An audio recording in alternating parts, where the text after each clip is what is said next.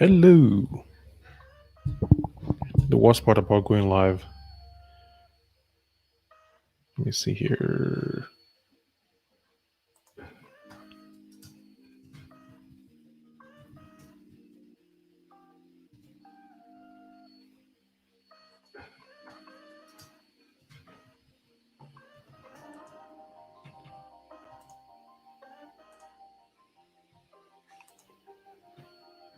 I never get used to this thing.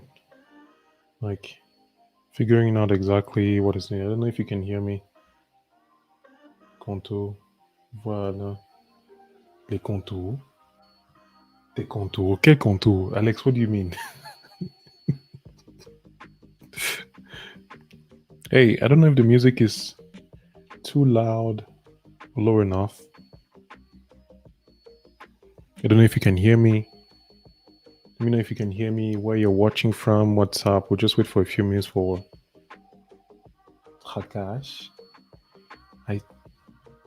Nani? Okay. Thanks, Sammy. The audio is okay. That is great. I was trying to see if it's actually even working on. I think I changed my settings somewhere. Let me see here. Video, general. Look at that.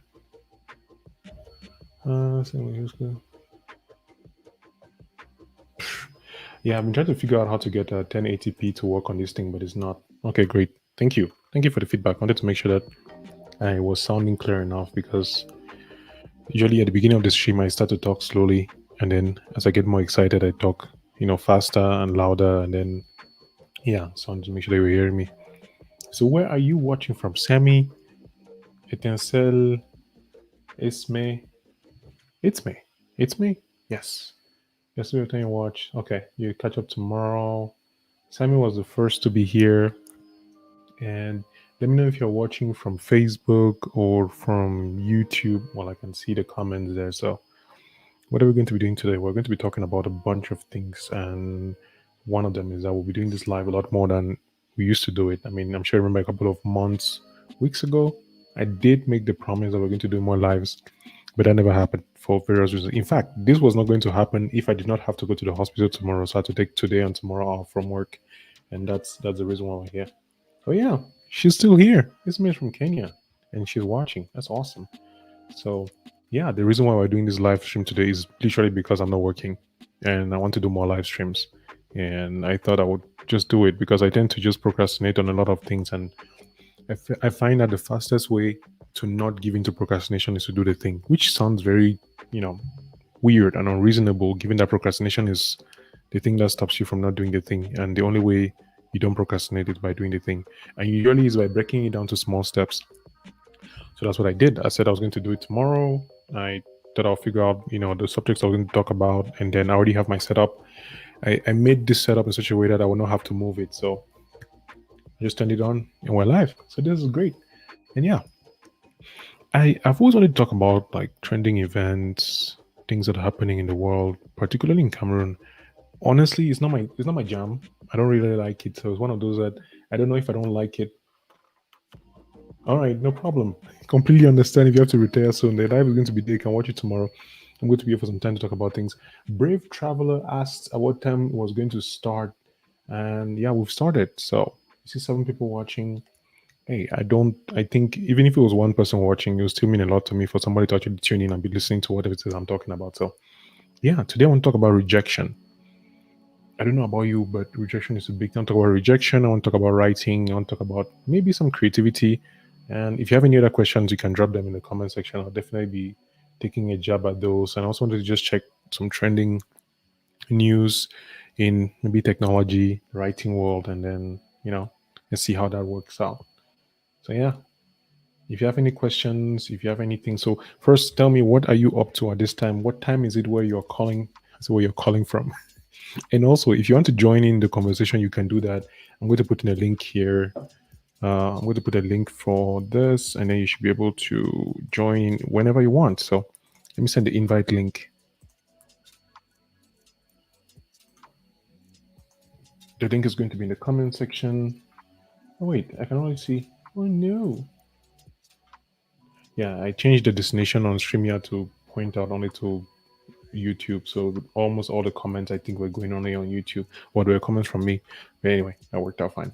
So here's a link for those who want to connect and for us to talk. It's right there. Once you click and join, I'll be able to see you on my screen here and then let you know you're ready to join. But yeah, that's, you don't have to. Like, no, this is just something that I want to make available. You don't have to do it. It's completely fine. You have to feel the pressure of being on the camera. Like, yo, it's just the live stream, all right? Sammy is cooking. That is nice. I think I'm hungry. It's me says she has 100 or more pages of Korean to do. What? Not just. Let me just put it on the screen. I'm thinking I'm reading. Let me see. Ismay says, I have like 100 or more pages of Korean to do, which I've been procrastinating, and now I have class tomorrow and less than 8 hours to finish it. I'm not laughing because it's funny. It's because I know the feeling too well of pushing things to the point where you're like, okay, now I cannot push it anymore. I have to do this thing now. If not, I'm screwed. So yeah, I feel your pain. Asha, maybe we should drop. You should leave the live, and we'll probably have another one. No problem.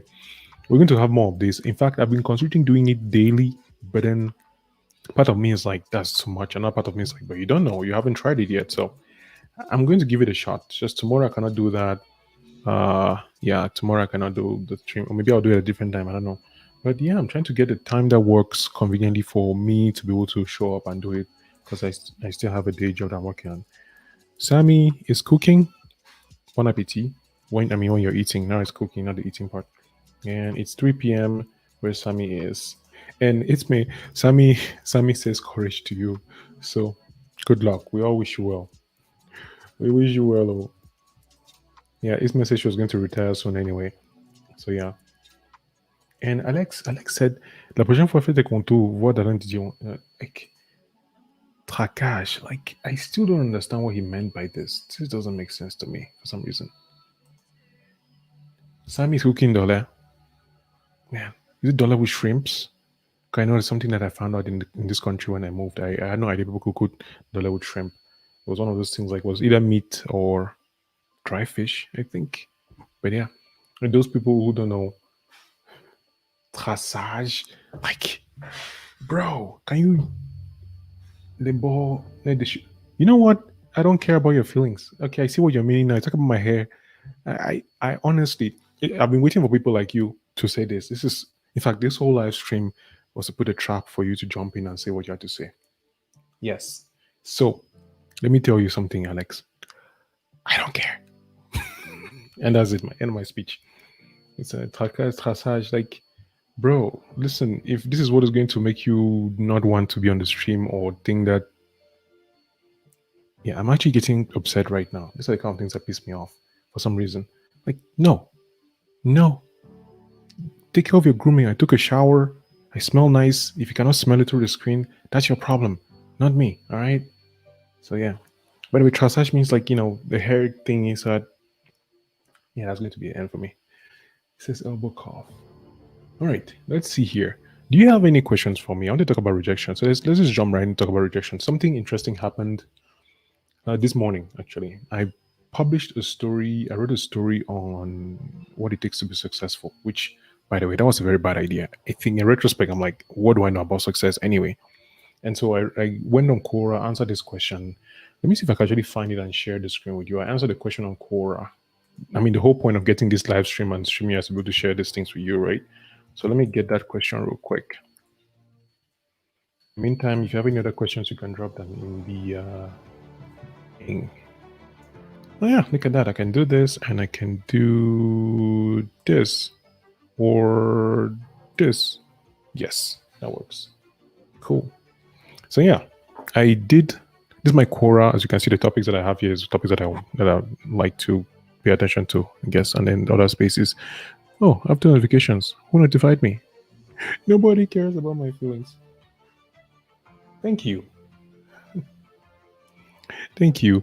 So nobody cares about my feelings on Quora. You see, nobody cares. But I wrote a story yesterday. It's what I want to share with you today. I wrote a story yesterday. This one. Actually, I answered the question. First of all, nobody has voted it, which sucks. I answered the question on Quora, which is, what are the best things to learn to be successful? And so I wrote this really long thing that I felt like, I think I know what I'm talking about. I think I have an idea of how it makes me successful. For some reason, I had this moment where I felt like I knew exactly what I was doing, which now that I think about it, that was delusions of grandeur. And anyway, I wrote this thing, wrote it,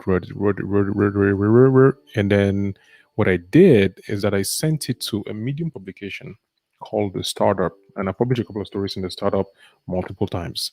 Usually, I'll publish my story, then they're going to like it, and they'll invite me to, send the story to them, basically. And when I sent that story, and eventually they said, "No, your story sucks." I mean, that's not exactly what they said, but they said, "Let me see, let me read here. Hey, thanks for submitting your story to the startup. This isn't a fit for us, but I hope you'll submit it again in the future. Best, Kyle." And I was like, "Thank you for the feedback. I appreciate it." I mean, I had tears when I was saying that, but I couldn't cry on the keyboard, so I didn't. But point is, I wrote a story that I thought was cool. I sent it to publication that I thought they were going to accept, and then they rejected it. And so, yeah, that's my life now. I am a rejected writer. Anyway, let me see what you guys talk about. So, shrimp and pork. Okay, and that was what Sammy's talked about. Ooh, that's nice. Very nice. And Xtincell says elbow cough. You know what? Same to you. Thank you. That's natural African hair texture. Thank you. Like, I'm not trying to be anything African or claim any Pan Africanism or anything, but I think I've gotten to a point. I think I talked about it yesterday with making your bed, where there's certain decisions that people make that I'm like, do you just do these things because everybody's doing it, because that's how you've been doing it, or do you consciously choose to do these things? And this is one of those decisions that I was like, how many times have I shaved my hair without even considering, like, do I want to do this? What's the consequences? I mean, maybe it's overthinking things, but I feel like we pay a lot of attention to the wrong things, and this is my form of experiment to actually see what is important to me as much as I think it is. So, or what is important to people I care about, basically. And so, yeah. First question: how do you deal with rejection? What is rejection to you? Do you think it's good or bad? Three questions in one. It's a trifecta. So I think the way I deal with rejection isn't very healthy. I haven't had a good time dealing with rejection my whole life, and I think I still need to figure out a lot of ways to work it out. Whether it's rejection from somebody breaking up with me, a business deal not working out, my story that got rejected right now. It's very hard to deal with rejection when you have an image of who you are, and then you don't, practice getting people telling you no a lot. And to me, rejection is feedback. And this is just the objective part of my brain speaking, because in the moment when it happens, it's not feedback. It sucks. It's terrible. Like when I opened my email and saw that thing, I was like, damn it. I thought this was a nice story. What is wrong with me? I'm a terrible writer. Maybe they don't like me. Maybe this particular editor has a problem with me. But that's not the case. It's just feedback. The publication wants stories that fit their editorial policy, and my story didn't fit it. Period. It has nothing to do with me. It has probably everything to do with them. And so I think it's something about that is. Wait, I saw a question from Ismail here. Ismail left the question. Oh, come on. Disappeared. Anyway. So yeah, but point is, I could talk a lot about rejection in many, many different directions, because it's something that I feel like we have to get used to. We have to acknowledge. I feel like it's like falling for a child. If you're going to learn how to walk, you need to be ready to fall. It doesn't mean that when you fall, it's going to be fun, or that a child falls and then is laughing, because it's not funny to fall. It hurts. You get bruised, you get wounds. Like, wounds suck. Nobody wants to have wounds. But if you don't have those wounds, you don't get those scars, you don't get the experience, you don't build up the thick skin required to become the person I need to be. So I think rejection is part of that person. In fact, I think more people should seek rejection, because then you almost fast track your journey to getting to the point where you're more comfortable with getting feedback. And the cool thing about rejection is that you can actually get rejection in a way that makes sense to you to grow. For example, 2 days ago, I sent another story to a publication that I also love, Publishers. And then they gave me feedback on that story. They gave me like lots of feedback. It was George and Nicole. They give feedback like, this is, change this, do this, do that. And then eventually Nicole sent me a message on Twitter explaining, like, this is the reason why this story isn't working. This is what I think you could do. And if you do that and you still want to submit with us, fine. If you don't want to submit with us, that's okay. Like, I really enjoy that kind of rejection, because there are people who take the time to tell you no and tell you why they said no. Some people just say no and then they move on, and that is painful. So you need sometimes to find your own reason. Sometimes it's like, maybe I just didn't fit this particular publication, and that's it. It's not about you, it's the piece. And I think rejection works in different areas. I feel like we have a hard time with rejection because Actually, no. Why do we have a rant on rejection? What's your one take on rejection? Actually, I've been ranting about this for the past 3-4 minutes, and I don't think what I'm saying even makes sense. But I think it's necessary. I don't think it's either good or bad. I think it's just life. It's feedback, and so, you know, yeah. OJ, OJ, God of Rock. So, by the way, OJ, thanks for watching on Facebook. OJ Asanga is a younger brother to my friend Asanga Eweliku, and we used to play Guitar Hero a lot when we are back in UB. And yeah, I used to love the game. That's why he's calling me God of Rock. It's like nice, respectful, cute compliment, which I appreciate. Thanks, man. All right, it's me. Ismail says exactly. I always wanted to know why people break spaghetti when cooking. Like why? From the moment I was able to start cooking, I never broke my spaghetti. Is it conscious of group mentality?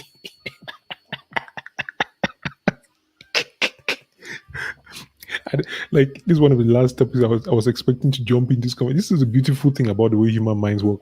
You might be talking about one thing, like this cup, and then somebody starts telling you about airplanes. You're like, but what's the relationship between? Because what I think what you're talking about, Ismail, is the fact that people do things without thinking about why they do it. They just do them because everybody has been doing it, and yeah, I never broke a spaghetti. I don't know. I guess we'll have to do an experiment to find that out. Or to actually just get people who cook spaghetti. Like there's this show on Netflix. I think I saw my wife watching it the other day. 100 People, where they ask people things like, when you're putting toilet paper in the toilet, like do you put the paper on top or below? Like some kind of basic things, like probably like right shoe, left shoe, like things like that. So I don't know. I think it's. I honestly don't know. I guess sometimes it's people who just choose to do it. Like I like to do it. Sometimes it's people who just like that's how my mother taught me to do it, and her mother taught her to do it, and her mother taught her before her mother, or my dad before my dad, and you just do it because that's what everybody does.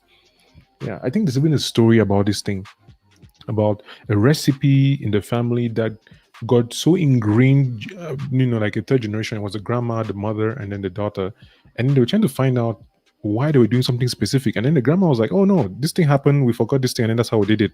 And then they've been doing that for generations, without knowing that it was just a mistake. It was just one of those like, let's just do it like this because we don't have what we really want, and it ended up being part of the recipe. So yeah, let me see. Delighted says, I don't know anyone who takes rejection well. We say we do, we don't. At the end, it's for the good though. I think it's practicing like everything else in life. I know people who do. I think I might be one of those people who do them now better, but I wasn't that way. Like one of the reasons why I don't submit as much, my friend Kcha, Kcha will tell me to go and seek rejection. Many people that I know, Howard doesn't like rejection. I think he's one of those people, and I guess rejection hurts when we tie our identity to things that we do, to our work, to our personality, and then somebody says no to us, and then we're like, "Are you saying no to me as a human being?" And that's the painful part. We don't want to be rejected by anybody. But that detachment, I think detachment is necessary. If you're able to detach yourself from like, okay, this is me, full human being. I'm a brother, husband, sibling, friend, YouTube person, and this is my work. So you can reject my work, but you're not rejecting me. And that takes practice. I think that's the part where it's difficult to wrap around. Yes, I did this piece of work, I wrote this article, I did this video. That is not me. That is just the video. So I'm saying this now and it makes so much sense logically speaking, but in the moment, yeah, not so much. And Sammy says, I think what rejection does to us is touch our self-esteem, especially if like you said, we have this image where we think or know what we do is good, and so for someone to tell us no, it's not good, yeah, it's hard. It's hard to have to deal with that. It's one of those things that I see a lot of people that I look up to on the internet, people who are successful in certain terms, whether it's financially speaking or able to live their life on their own terms. They've had to go through a lot of no's, and it's like a rite of passage. You cannot achieve what you want to achieve without getting no's. Like you hear many people saying, "Thank you for all the no's that I got because it allowed me to, say yes to myself or to do it." It's like we know intellectually that we need to hear those no's, but when they happen in the moment, they're not very nice. So I feel like we just have to learn how to appreciate that the future version of us would really be grateful for all of this. That's what I think. Yep. Sammy says it hits really hard. Yep. It hurts. Rejection does hurt. It hurts. And Ismail says, I think on matters rejection, it depends. But there's some types of rejection which we seldom feel this thing of, but others feel like your lifespan got snatched. Which type? Like, which can you give examples of different, versions of rejection that hurt? I mean, for me, for example, my previous breakup used to pain. I had this breakup once, I think I wrote, I don't know if I made a video about it or I wrote about it, where I stayed in my room for like 2 weeks. I didn't shower. I didn't talk to anybody. I was just like, maybe my life should just end now. but but I moved on, I think. So Delighted says rejection comes better when you have closure. Why are you rejecting me? Give me a reason why I'm not doing right. I think people would take rejection better if they didn't see it as rejection. You know, I sort of agree with you, but the real world doesn't work like that, unfortunately. It's like people would say, this is nice. Like if people could tell you, hey, this is why I don't like you, this is why I don't like this piece, that'd be great. But most of the time it doesn't happen. So what happens in those 80%, 90% of the time when people just say no? Oh, sorry, we can't do that. Or you're not going to have the job. It's like, why? Well, we got to get a better candidate than you were.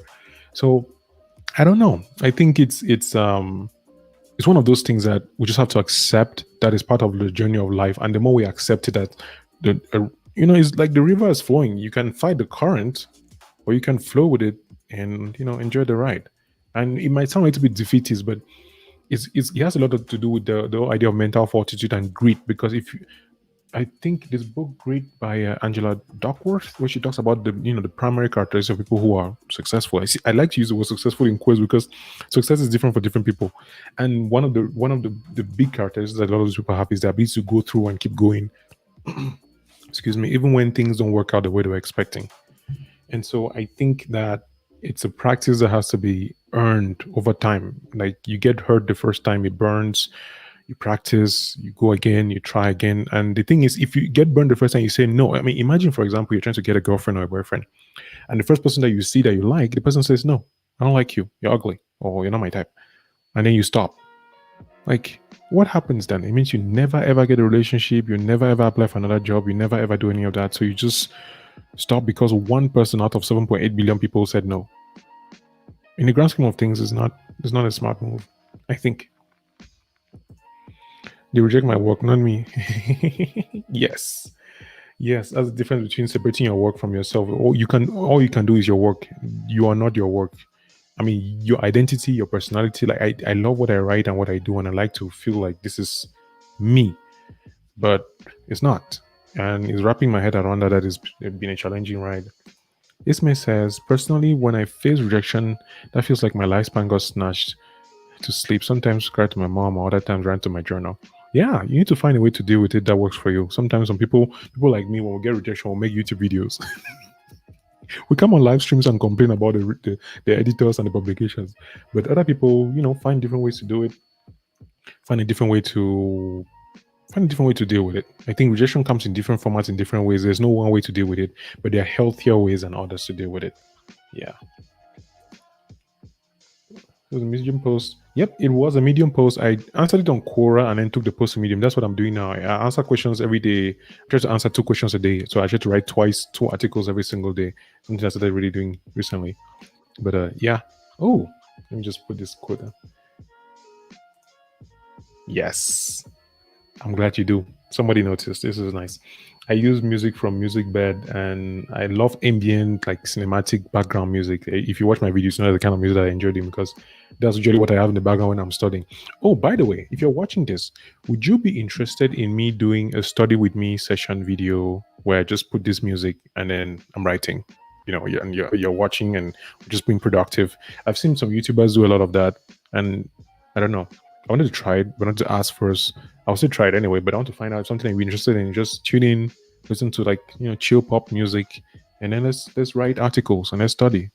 Do some writing session. So since I write every single morning, I'll probably be doing that in the morning. So I just turn on the thing and put the music, and I'm just writing. And maybe I'll even show you my screen so they can see how the writing process works for me. I mean, I'm not an expert, but maybe we can learn a thing or two from each other. So let me know. Yeah. Ismail says, when my mom refused to buy food out because there was food in the house, when a proposal is rejected in a meeting or people reject my suggestion before listening, when Swarovski does not know, who the hell is Swarovski? Let me Google who Swarovski is. What is Swarovski? Let me try. This is why I like the internet. The internet is a beautiful place, don't you think? Hey, by the way, how has the internet changed your life? I know this is a random weird question, but how has the internet made your life? know, Swarovski. Who is Swarovski? I'm seeing Swarovski, AJ, Optic, Scopes, Swarovski person, Swar, celebrity. I don't know. I have no idea who Swarovski is. Esme, can you explain who Swarovski is? Let me find out. I want to know. I want to be in the know. All right, come on. Cannot keep me out of this. I know I stay in this room like my whole life and I'm only reading books and talking about nerdy things, but I don't like to know who Swarovski is. Right? Delight says, well, you're right. I think this is the point where we agree that motivational speakers are not a waste of motivational speakers are not a waste after all. When rejected, we need to consciously allow ourselves to grow above the rejection. You know, I saw a post on my friend Phil. I think he was going to be joining the stream anytime soon now. Phil was saying being a motivational speaker is not a job. And, there's something about this that cuts across even YouTube creation and even what I've seen about writing. I realize that many people who want to do something, say, do YouTube, many people who are successful, let me rephrase, people who are successful on a platform like YouTube, one of the correlations that I've seen with many of them, whether it's Peter McKinnon, Ali Abdal, who else? Peter Matt Diabella, Sarah Dici, who else? Like a bunch of these people, those who are successful on these platforms usually tend to have skills that would still thrive without YouTube. Like they're experts in something, whatever it is, filmmaking, medical knowledge, photography, magician, as Peter McKinnon. They have all these skills that they bring to the table. And I think that's the point that many people miss. If you actually focus on building your skills in a particular area, you can then use that to write about it. Like people who do a lot of motivational speaking and who focus solely on motivational speaking, I think the problem is that they don't bring anything to the table that is not, hey, you can do this. You have faith, power, positive thinking. All right, read all these books and then buy my $1,000 course or get to my seminar or join my mentorship group.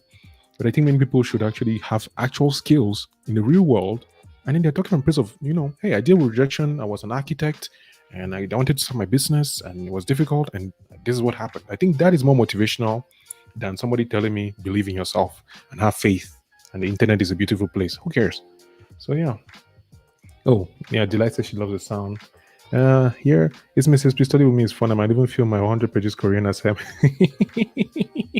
Maybe you can. Maybe you should. I'll be doing a lot more live streams. That is for sure. Like I found a thing that works. It's just I also want to do my regular videos. I have one camera, so my big issue has been so far to be able to not have to move my camera because I tend to procrastinate when things don't work out the way I want. And I'm trying to find systems to stop that from happening. Sometimes it's just like this camera just stays here. I just turn it on and we're good to go. So I'm saving to get another camera so that I can be able to just have a camera elsewhere that I can do other things. And then this one will just stick here. But we'll see. We don't know yet. And yeah, wear glasses.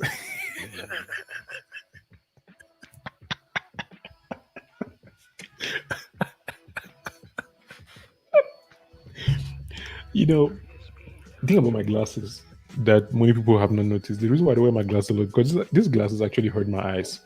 I have a doctor's appointment on the 31st. Alex says, I have a doctor's appointment on the 31st of this month. So between now and then, I mostly like to wear my glass when I'm driving because I cannot, this eye doesn't see very clearly. So I need to actually see where I'm going before, something weird happens. But yeah, I agree with you that I should wear the glasses, but I'm not going to do it because I'm stubborn. Xtincell goes to my mentorship. Xtincell, let's talk about the you had a topic in the group today. By the way, you guys should go and check out Xtincell's channel. He does well. Hopefully, he's going to start doing some really cool things. He has a podcast that he talks about things, and I started listening to a podcast earlier, and I stopped listening to it because I wanted to see their faces, not just listen to them talk about this thing for a while. And on the subject of motivational speakers, I think there are many people on the internet or in the world who just tell you to believe and have faith and work. And that's not exactly true. No, that's not how the world works. I don't know. What do you guys think about motivational speakers? What are your thoughts on people who say, just have faith, buy my mentorship program, join my class, and you'll be good to go?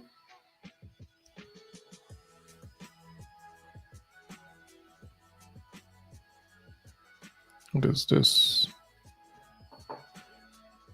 I watched The Social Dilemma, and I've been getting these constant reminders of my subconscious cues that basically the internet gives me, whether it's notifications, whether it's my phone, whether it's just this need to check my email for some random reason. And whenever that happens, it just happened moments that I just check my email now for no reason. I get reminded of the fact that I need to be working on this whole situation to get it in control before it gets out of hand. Because I've hardly seen anybody who's been able to produce any great amount of work, prolific writers, uh, YouTubers, whatever creation that they do, even people who inventors, who've been able to create good work without having to stop being distracted. And this thing, this internet that is so great because I'm able to connect with you, can still build a world that doesn't allow us to get the kind of work that we could have done. And that's something that worries me. And yeah, I was going to talk about what I was going to talk about again today. We talk about a bunch of things. I think I've forgotten everything. We talked about rejection. I think Ismail Chito, what's the message?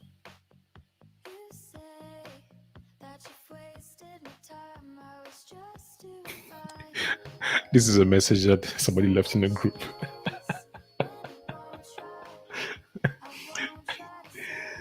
the things that I find very funny. Oh, by the way, there's going to be a segment on the live stream called my favorite anime of the moment.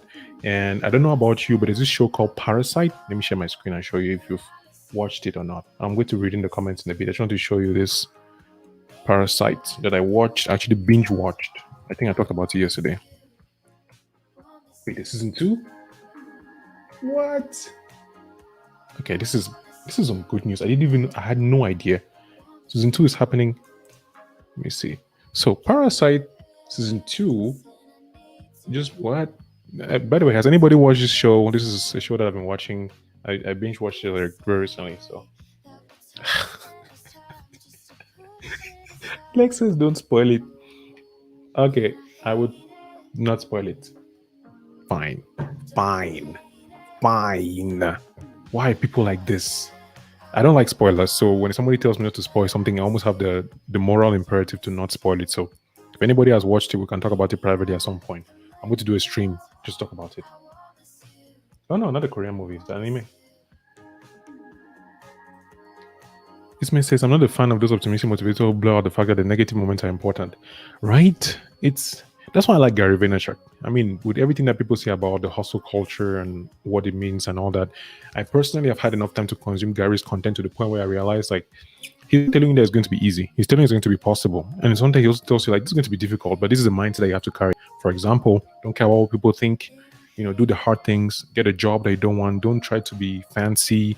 Don't waste money, basically. So a lot of the things that he says make sense in the real world. It's like it's not fancy and great. And I guess it's so much more about sacrifice. Like when I look at, for example, my YouTube channel, right now I've crossed 1,000 subscribers. I still don't have the watch time that I need. And so I need to get that watch time up. So there are a couple of options. I can either just pray and hope that it happens, or I can work for it. I can find a way to bring value to my audience that actually lets them watch. And usually in this particular place, it's not so much about them just show up and live stream every day. It's like what can I actually bring to the table that helps people, that also helps me, because it's a win-win. Like if I show up here and I'm talking nonsense, at some point you'll be like, bro, go to bed.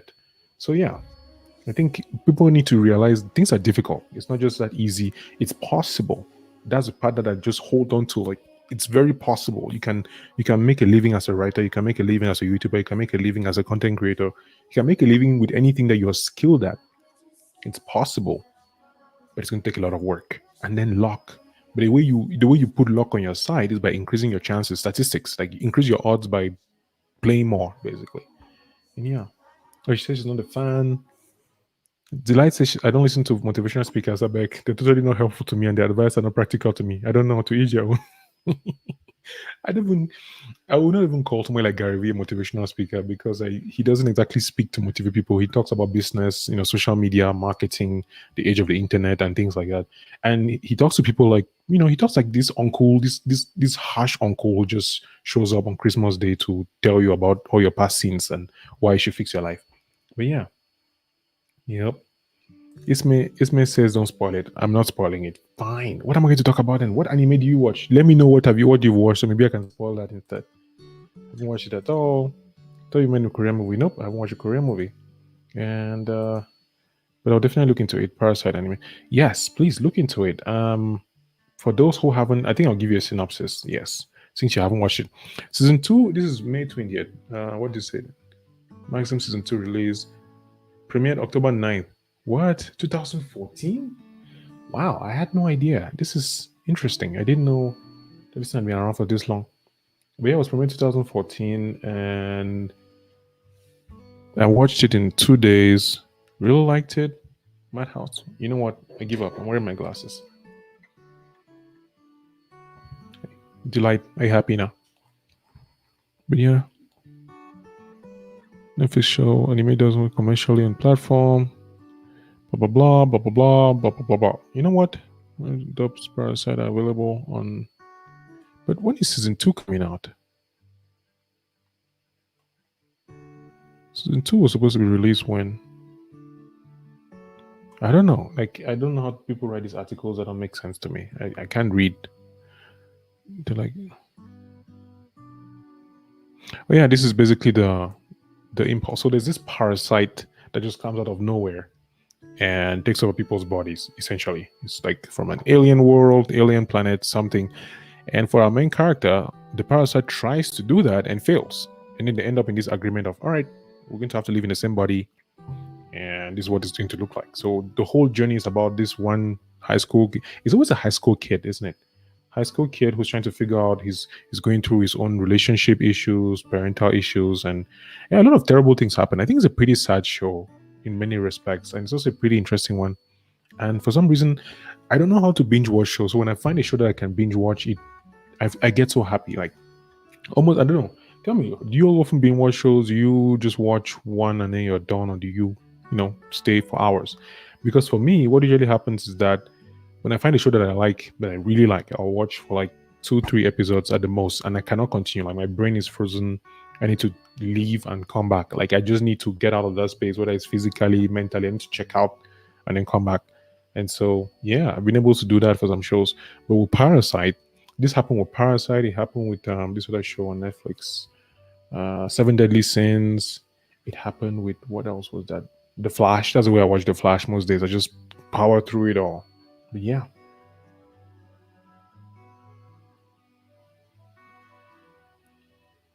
So what shows do you watch?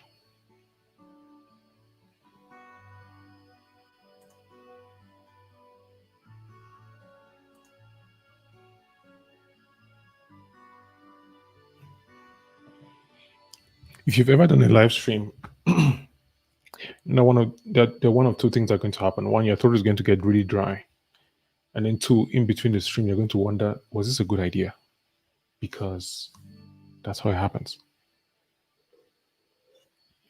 And that was an aside. All right, let's see what we have on the internet going on here.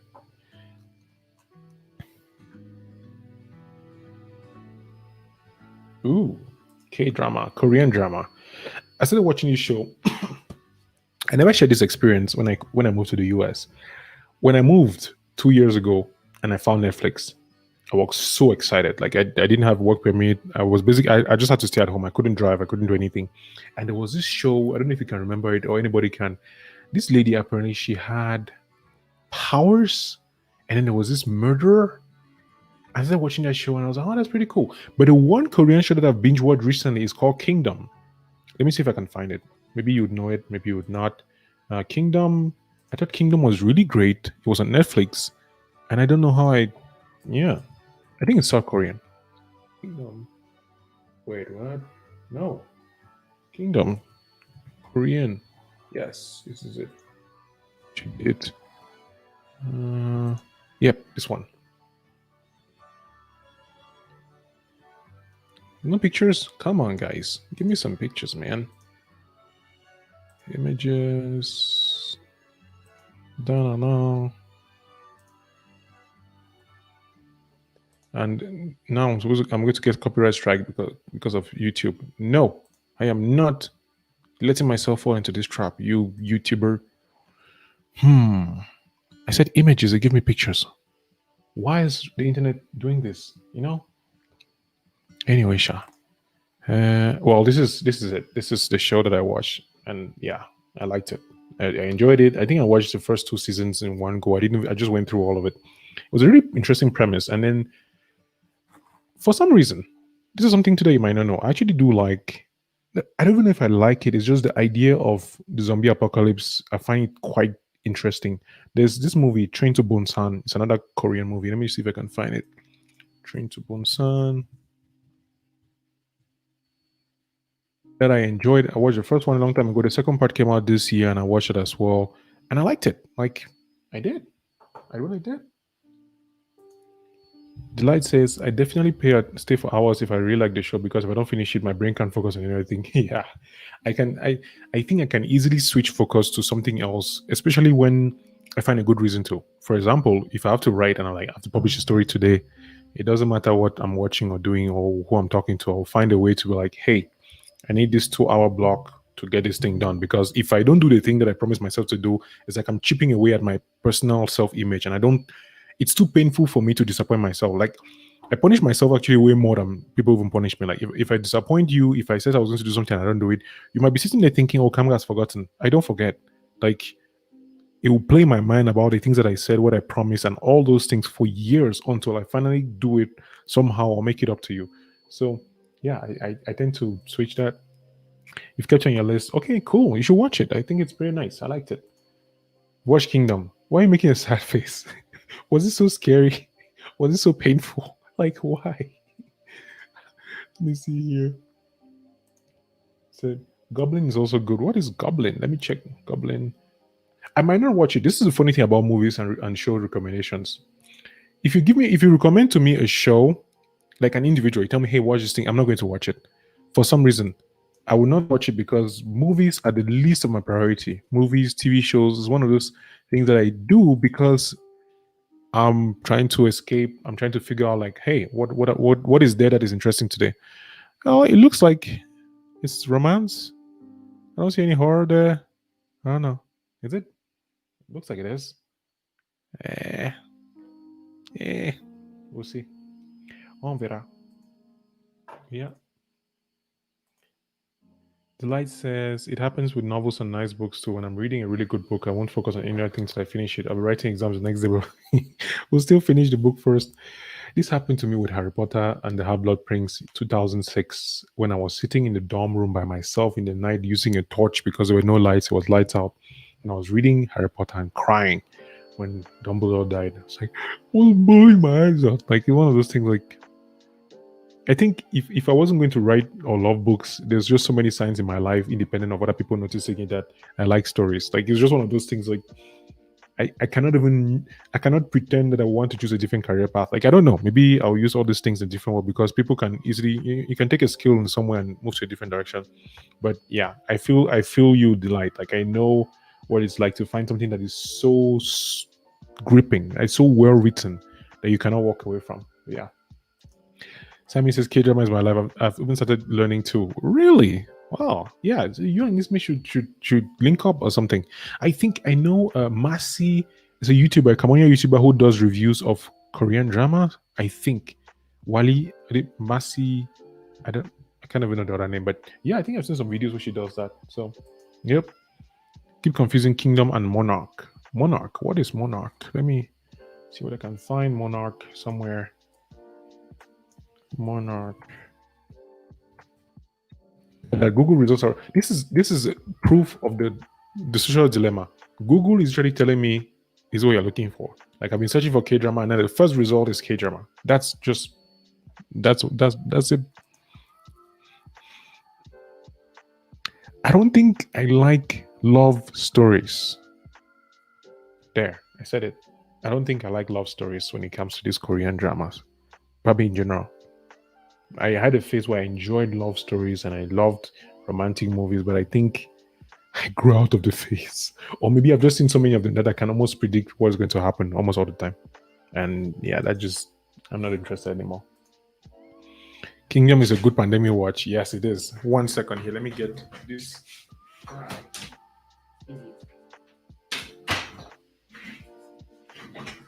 So I have this very needy dog who gets bored. He'll stay here and get bored for like 5 minutes and he'll want to go outside. And he'll get up and he want to come back inside. And that's his life. Come on. Come on, say hello. And here, what's Train to Busan? Like say Kingdom. Yes, Train to Busan and Kingdom. Those are really, yeah. I agree with you. It's too short. Kingdom. You know, I think that's why I liked it. When I think of the amount of time that I spend consuming content personally, I feel very guilty when I consume too much content. And when I think of the life that I want to build, being able to make a living online and write and create and all those things, I cannot help it but realize like if I keep consuming as more content than I create, it's not going to happen. I have to do something about it. So it's one of those personal imperatives. Like I cannot keep consuming all this content. I have to create my own, whether it's my own movies, my own stories, my own writing. I cannot just keep consuming everybody's content and just hoping that somehow someday I'll be able to win. So no, I can't. Same as trying to Bunsan isn't hard though. So is there like an illness, sickness, something? Let's see what Goblin says. Let's see what Goblin has to say about us. Goblin. Oh. Why is Goblin telling me Guardian? Why is Guardian? These kind of results are just weird. I'm looking for Goblin and telling me Guardian. And greatest what? Considered to be one of the greatest South Korean dramas of all time, Goblin has been one of the most requested K-dramas for Netflix. With the current output of K-dramas on the streaming service, fans have been less spoiled for choice, but regardless, Goblin is what the fans want. But sadly, the series isn't currently available to stream on all Netflix regions. We do have information on where you can find Goblin online and where they're all blah blah blah. Oh, Goblin or Guardian, the lonely great god, is a popular soccer Kim Yoon-suk, the series produced by Studio Quest. Masha. Oh, well, I see. I mean, it's clearly if people like it. If many people like it, then it probably makes a lot of sense for more people to want to have it then. Yep, Harry Potter. Harry Potter was my jam.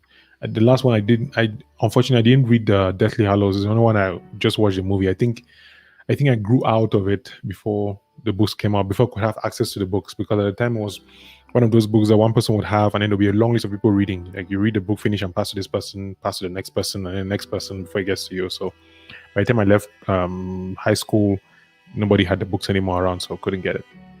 Monarch and Kingdom are kind of the same. Okay, good to know. Good to know. Goblin and Monarch. Wait, you know what? I'm confused now. I can't really say the King Monarch is mostly time travel. Time travel. Interesting. Okay. That sounds like some fun events going on and happening. Almost every time travel movie has, I guess, similar premises and similar mistakes that people make. And I guess the one that even when they did time travel in I'm about to spoil. So who else watches Umbrella Academy? Anybody watching Umbrella Academy? Anybody? I don't want to spoil anything for anybody because that's, I mean, if you think about it, I'm not spoiling it to you. You already know from season 1 that there's time travel there if you watch season 1 because season 2 came out recently. But yeah, I agree. I see where your perspective is coming from, and that makes sense.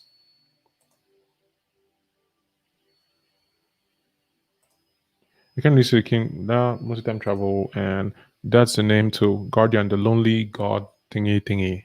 Like, there's just so many good anime to watch that personally, if you give me Verve versus Netflix, I'm taking Verve. I no doubt, like Verve. No, I'm not even going to think about it. It doesn't even cross my mind to think like, would I rather watch people or watch anime? Anime every day, all day. Yes, finish season 2. That is great because I didn't want to spoil anybody if anything. Every time I need to watch a movie involving time travel, I get super excited. I'm very more fascinated with time and space continuum. That is an interesting thought. I mean, the whole idea of the physics behind it, I've never really delved into it to find out how it works because it's one of those topics that I feel takes almost a lifetime to understand. Like, if you know the basics, you're fine. Like everything's relative. Time slows down with this, light bends at this speed, and all these things. But yeah, I think time travel is great. I feel like time travel is one of those ideas that we like as humans because we almost always have something that we would like to go back and change. And so when you're able to, if you're able to do that, like go back in time and do something, it's just like you can fix your life. I think that's the appeal of time travel, that you can go back and undo mistakes or say something they wanted to say, and then suddenly in the future, great. But the one movie that messed up my time travel experience was the Butterfly Effect. I don't know if anybody else watched it. Let me see if I can find a picture here. The Butterfly Effect messed up my time travel. Like when I think of time travel, it's no longer a fun thing. I'm always waiting for something bad to happen. It was the first movie I watched with Ashton Kutcher. Butterfly Effect. Yep, 2004. This movie. Yeah. The Butterfly Effect did not. There's only part two. I don't think I watched part two but part one, I was like, yeah, I don't think I want this to happen to me. I'm not going to say anything, so you can go and watch it yourself, because I think I've already said a lot. If you can watch it, please do. But no movie has been able to specifically answer my questions about time travel, because it doesn't exist. Because it cannot exist. There's an anime called Steins Gate that I'm still on the edge of. Do I start it? Do I not start it? I don't know if I want to watch this thing again or anything. But yeah, time travel is an idea that people use differently to do different things. I mean, I guess understanding time travel will be like trying to understand Tenet. I haven't watched Tenet yet. Sammy, I know you've watched Tenet, and I think they're showing it in cinemas around. I just haven't had time to get there. But yeah, understanding a movie like Tenet, I hear Inception is easy compared to Tenet. So I don't know. I don't think I'll ever understand time travel. I don't think I want to understand time travel, because it's not possible. You know? I think. You ever watch any Delight? What are you doing with your life? You know, there's this. What are you doing with your life? Let me introduce you to my favorite anime streaming platform. The last time I played any video here, they took it down. I had to remove for copyright content thing, but so I'm not going to play anything. I'm just going to show you what it looks like. Oh, it's not what I wanted to open up. To open Co. Nope.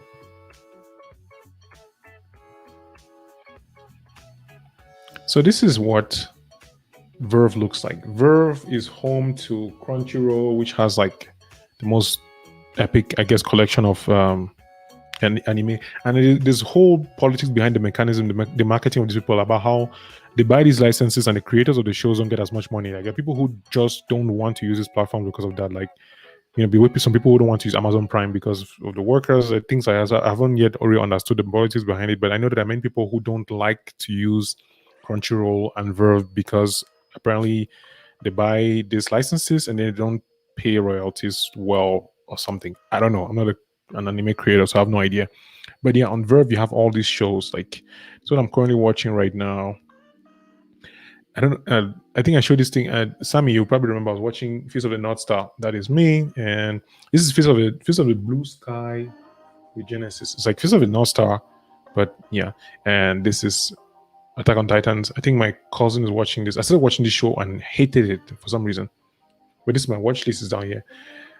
Yes, God of High School just finished their last season very recently, and so the last episode of the season 1, amazing show. I loved it. People who have watched the comics say it was terrible. That it was a bad idea to cram like 3-4 episodes of the web comics into one episode.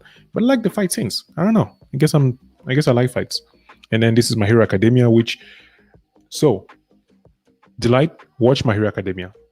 I know people say Naruto, people say Bleach, and people say other things. If you haven't watched anime and want to get into the world of anime, I mean, there are different genres. There's isekais and all kinds of things. Watch My Hero Academia. That's my only recommendation I'll give to you. Watch My Hero. There are 4 seasons. The first season is really I like My Hero, so you should watch it. Hey, Mark is here. we should go on the live and talk about GOH. Maybe let me go back to talking about Tenet here. I don't know who else has watched Tenet, because I haven't. I'm still waiting for it to come on a streaming platform. It looks like it's going to be like 2021, and I don't want to go to cinemas at this point. I don't like driving. So yeah, Tenet. I've heard Tenet is something. I don't know. I haven't watched it yet. It's a time travel movie called See You Yesterday. It's actually, Black people. It's pretty interesting.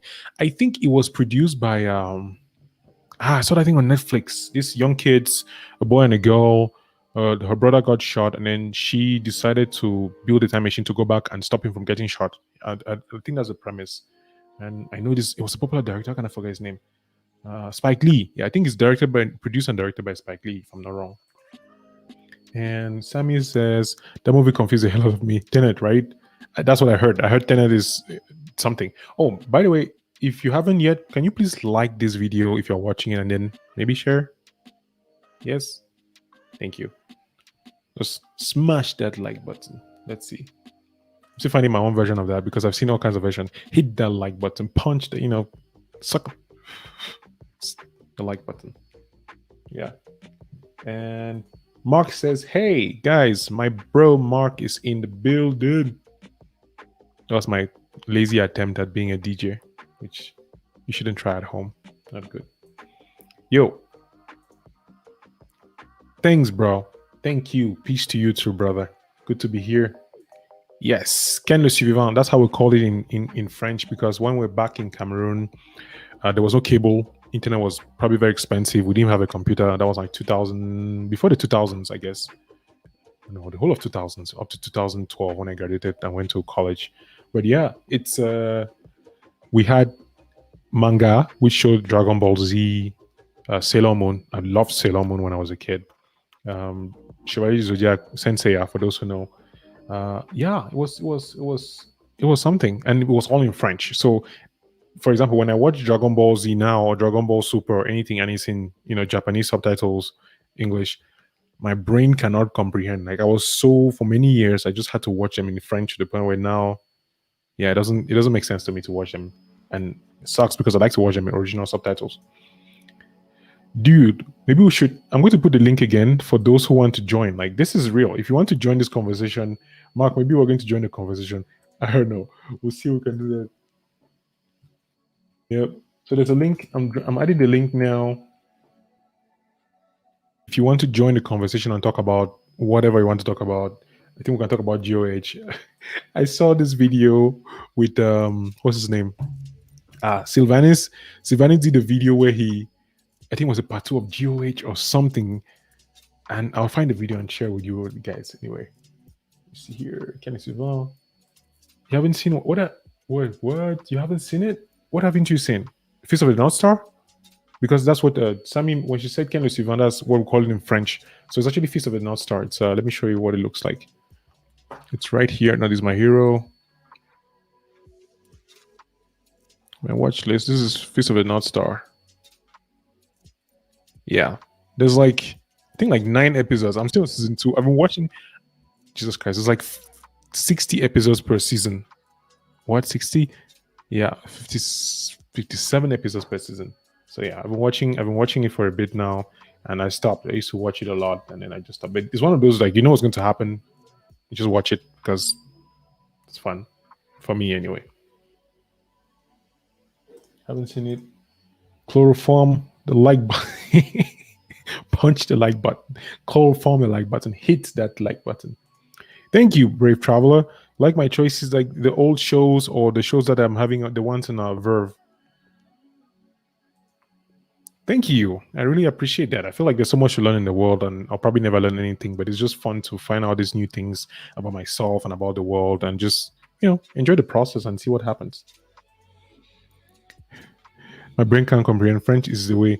I don't like it. I don't like that I cannot watch my shows the way I want to watch it, because every single show that I watch, every anime, Japanese original subtitle, like even English, I can't stand English.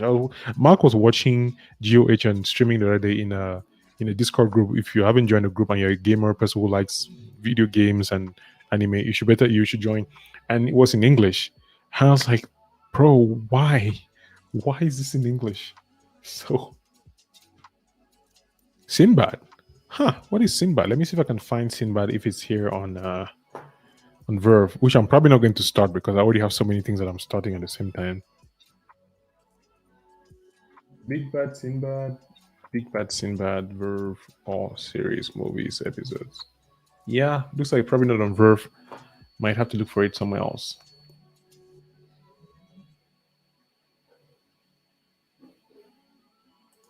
Yep, I have to look for it somewhere else.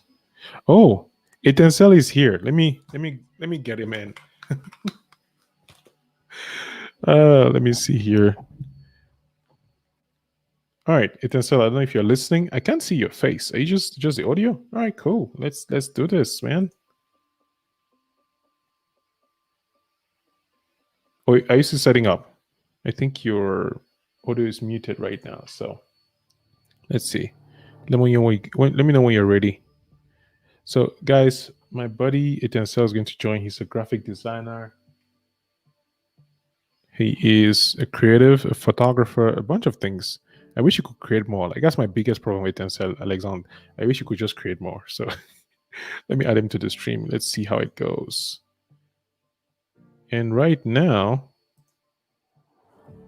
well, I can't unmute you because your mic is not connected. So I'm going to remove you from the stream. And then once you're unmuted, I should be able to see that happening in real time. All right.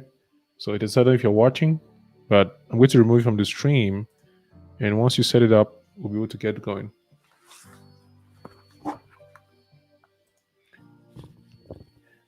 Sammy says for anime it's French, and for her movies, watching in English, I hate translated movies. Even when I watch South Korean movies or anything that is not English, I prefer the original. Even French, I prefer to watching the original with subtitles if there are subtitles. And yeah, that's what I think. Or rather, just find a way to watch the original. Mark says he found it on Netflix. I was going to watch another anime, but I guess Simba starts it. Nice. Hey, Mark, if you want to join and talk about GOH anytime, man, just let me know. The link is there. Alexandre, I don't know if you can hear. Let me see if he's on a WhatsApp. Let's find out.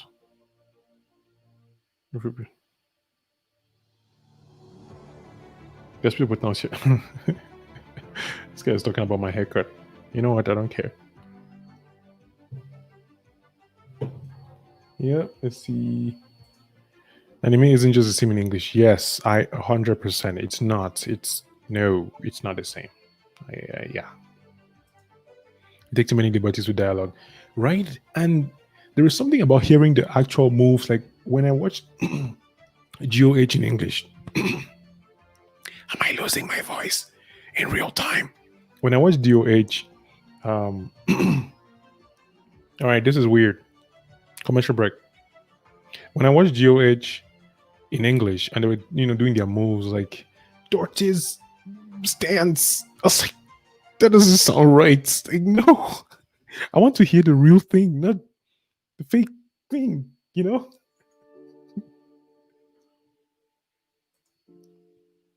Yes, Brave Traveler. I am. Xtincell is my buddy, and we've been friends for probably almost how many years now? Maybe 4 or 5. Let me see. How far back do we go? I'm still waiting for him to connect. His audio is not connecting. I'm seeing he might have to disconnect and reconnect Xtincell. I don't know if you're hearing or watching or listening or anything, but I can see that your mic is muted. So if you want to join, you might have to unmute it so I can hear what you have to say. Something like that. Yeah. Oh, Mark says he's cooking, so no problem, buddy. I was also watch originals of the movie, anime, and yeah, it's the same thing here. I cannot watch dubs. Like, no. If I have to choose, I cannot. I don't know how people do it. I don't know how they stand it. And I think that's one of the reasons why I love Sylvanis on the YouTube channel, because Brave Tea.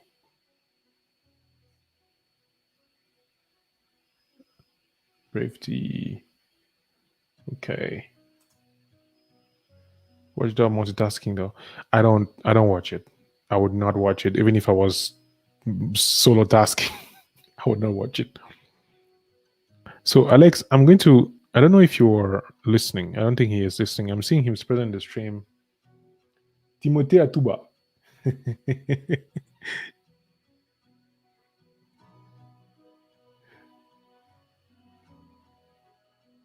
Wait. Is it Timothée Atuba that I know, or a different Timothée? Because there's only one Timothée. That's the only Timothée I know. I mean,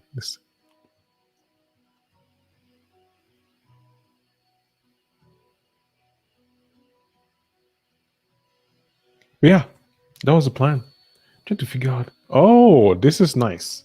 This is interesting. It's been a while. It's been a while. It's been 2 years since. You see, this is what they call confidence of unnecessary proportions. This guy's like, there's only one Timothy in the whole world. It's good to see you around, bro. It's been a while. I remember when we are trying to do I have this video in my archives from the time when we are doing the gaming competition in Boya, where you were talking about, I think we're trying to start a business. We're trying to start a business where people come and play games and then pay to play on the projector, and then we'll use the money and make advertising and do competitions. So I was looking at my old videos, looking for archives to do a footage, and I saw that video. I was like, look at that. That is Timothy. It was black and white. And they were talking about the competition, talking about the things that were happening. But yep. What have you been up to, man? No, it looks like Elizonde is not even listening to anything. So I'm going to just remove him from the stream. Yep, I do have that. I hoard, I don't know who else does this, but I hoard a lot of videos. And by the way, I'm going to be closing the stream in a bit. I want to just try this thing out to see how long it can last, and also will it cross the 1 hour mark. Personally, if I was watching this stream, I'd be like, bro, what up? But I'm glad you guys showed up. What I found out, for example, is one, this study with me sessions will be cool. That'll be great. Secondly, I think he's finally in now. Let me try it again.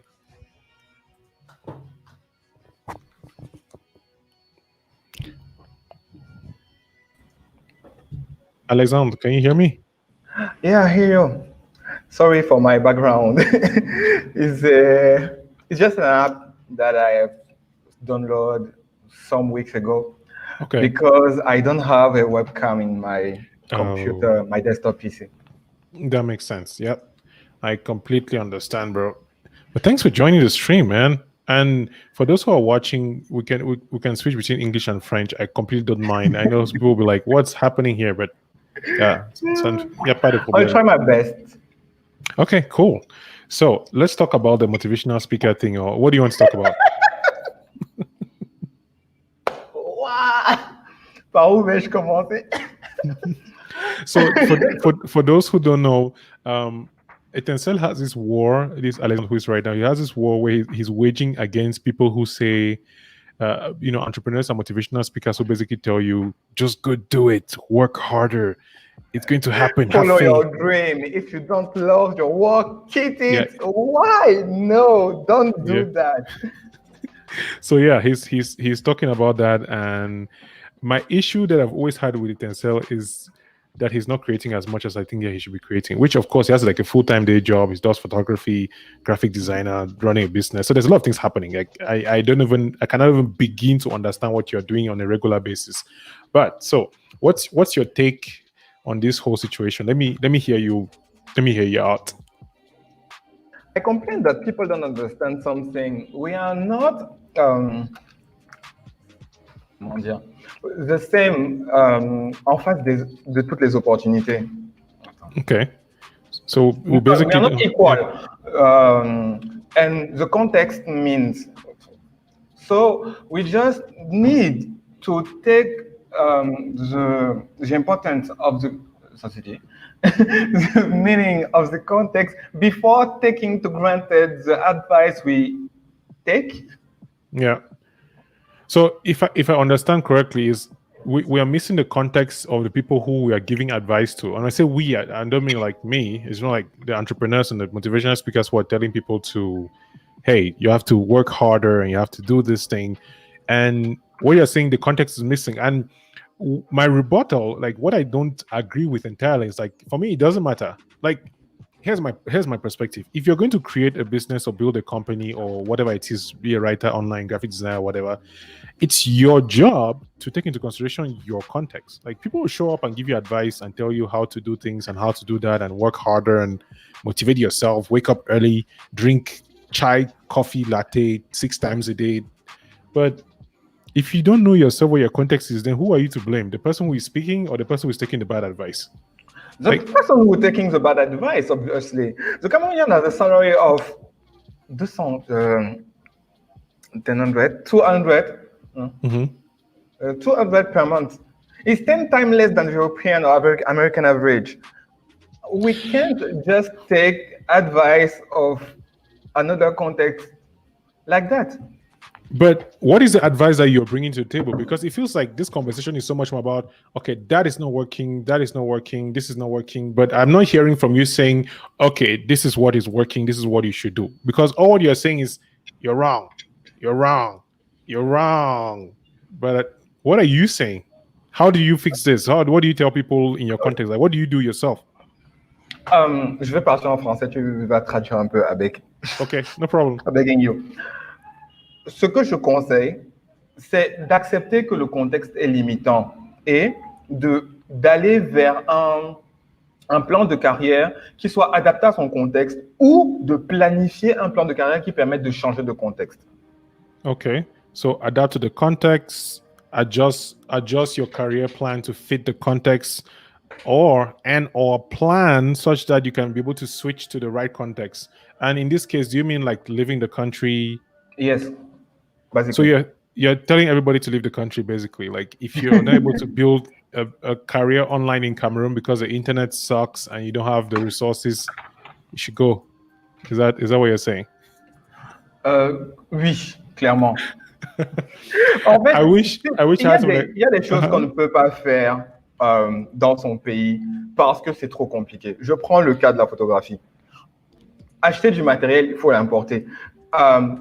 Et au moment où tu décides de travailler, tu as des personnes, enfin, au moment où tu décides de travailler, même ton marché n'est pas prêt parce que tu ne peux pas faire ton retour sur investissement sur ce marché-là parce qu'il est plus pauvre. Or, l'économie de la photographie n'est pas pensée pour un marché qui gagne 10 fois moins. Donc, accepter de se lancer dans un projet de photographie et de mettre environ $10 000 dans du matériel alors que tu ne peux gagner avec ce marché que la moitié moins, c'est un game over passif. Okay. Donc, tu as perdu avant d'avoir réussi. Pourtant, il y a des environnements, il y a des scénarios gagnants, même dans un contexte pauvre, qui permettent de gagner sa vie sans que le coût de fonctionnement ne soit trop élevé. Certains business ont un coût de fonctionnement plus élevé que la taille du marché dans lequel on essaye de le lancer. Okay.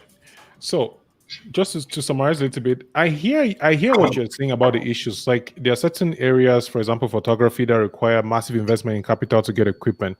But for some reason, when you say that, my mind just goes straight to people like Penjo Baba, or who else? What's this guy's name with the dreads? The guy, he's in Douala. Like I know he featured on CNN. What's his name? I cannot remember.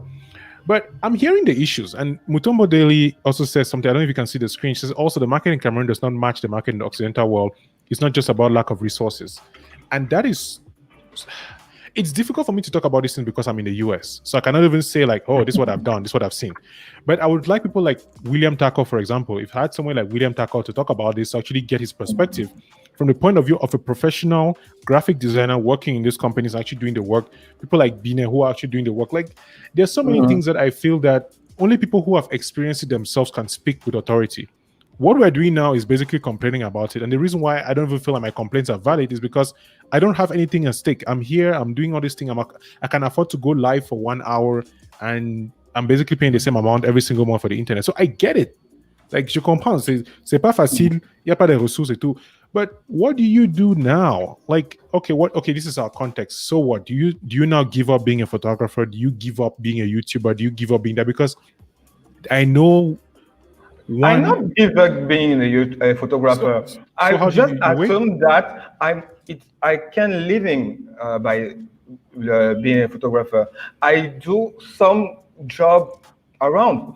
À côté, j'ai assumé le fait que c'est pas possible pour moi de ne vivre que de ça, du moins pas à cette échelle-ci.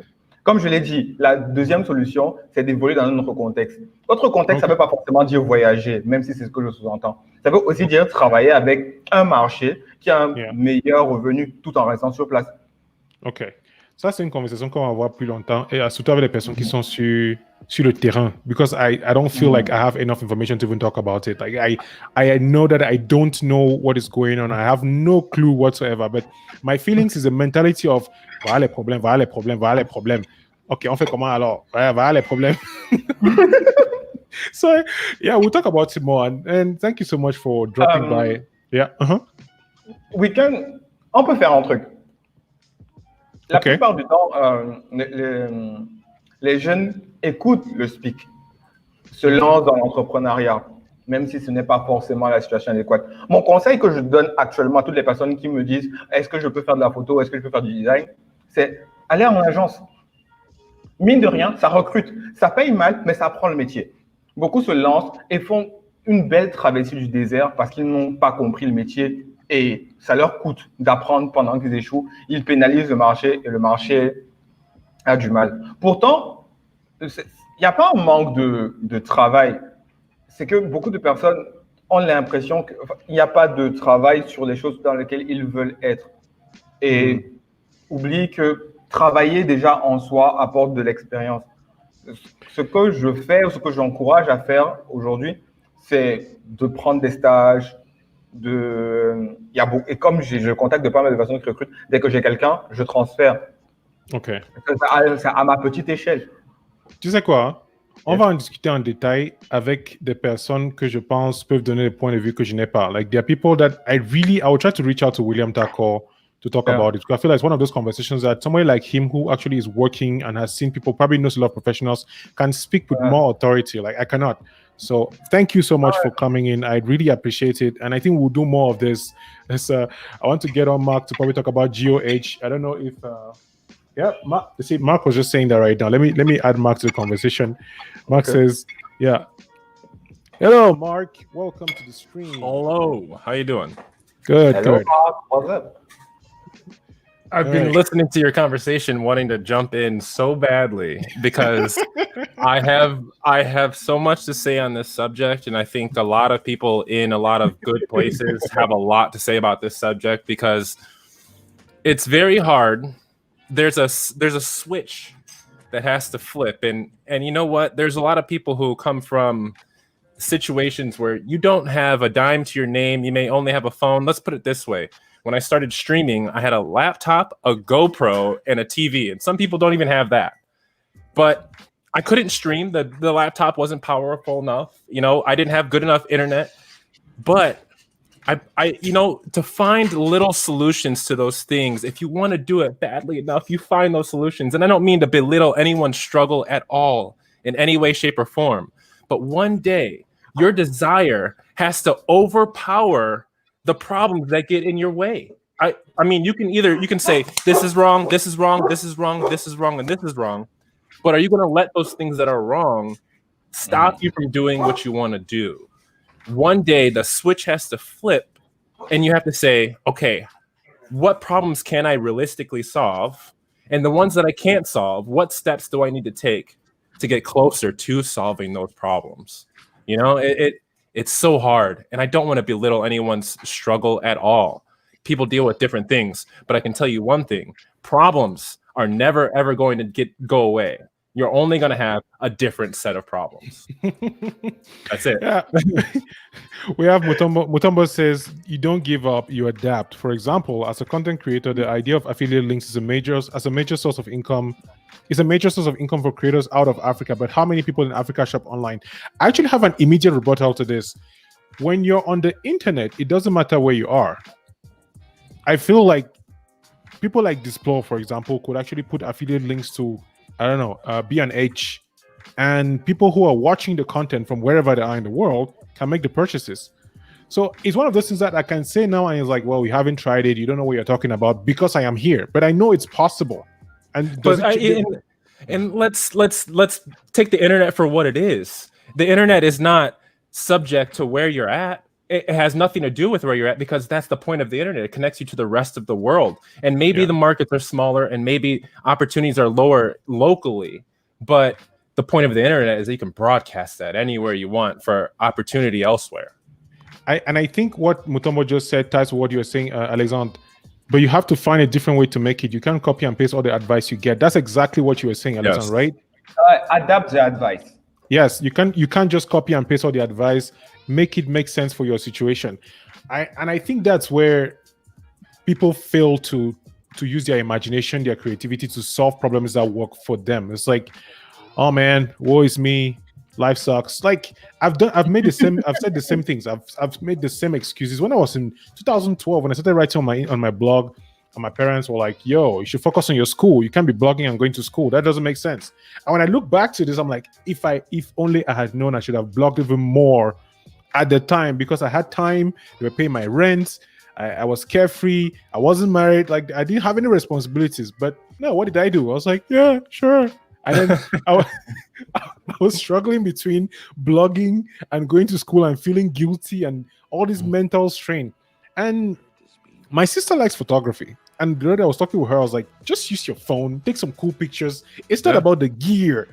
But then I can say that because I have a camera, so nobody listens to me. Well, what you can do is then, you eat your own advice and you put down the camera one day. That's what I found is I made a video not too long ago because we had this same conversation where people would come to me all the time because I stream and stuff, and they're like, well, I want to stream, but I don't have this. I want to record videos, but I don't have this. And I say, you're preaching to the choir, man. I started with, I wish I could go back and take you into my living room where I was rendering videos overnight. They would literally take me an entire day. And then I would come back and I can relate so much.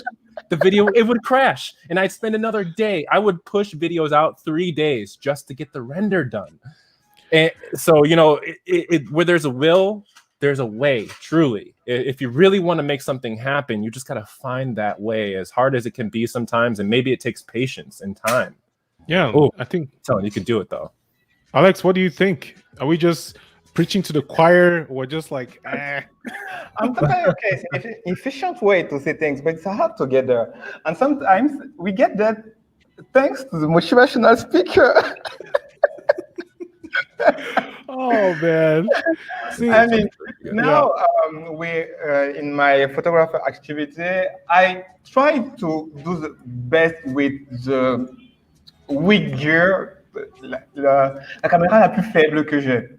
Okay. And I put some effort in Lightroom phase pour démystifier l'aspect. C'est un gros appareil qui permet de faire de bonnes photos. Okay. I shoot concert with a Rebel, Canon Rebel. Which one? A T3i or what? The low one, T2. This is a Canon M50. It's still expensive relatively. It's one of those things like I don't want my access to technology and tools. Yeah. If you the Canon EOS T5i. How much is the Canon M50? It's like 600, I think. How can I get into the stream? Wait, let me comb my hair and come. I can't tell. So we have somebody coming in here. Mutombodaily is coming. She's an amazing YouTuber. She does vlogs, and she has some really interesting points. She's an engineer as well. She studies in South Africa. So yeah, she's going to get ready to join the stream and talk about it. So Alexandre, you have somebody who's going to come and debunk our points. She'll be like, "You're wrong. Here's why you're wrong. Here's why you're not correct." For that. No, she's on your side. She's going to be on your side. So don't worry.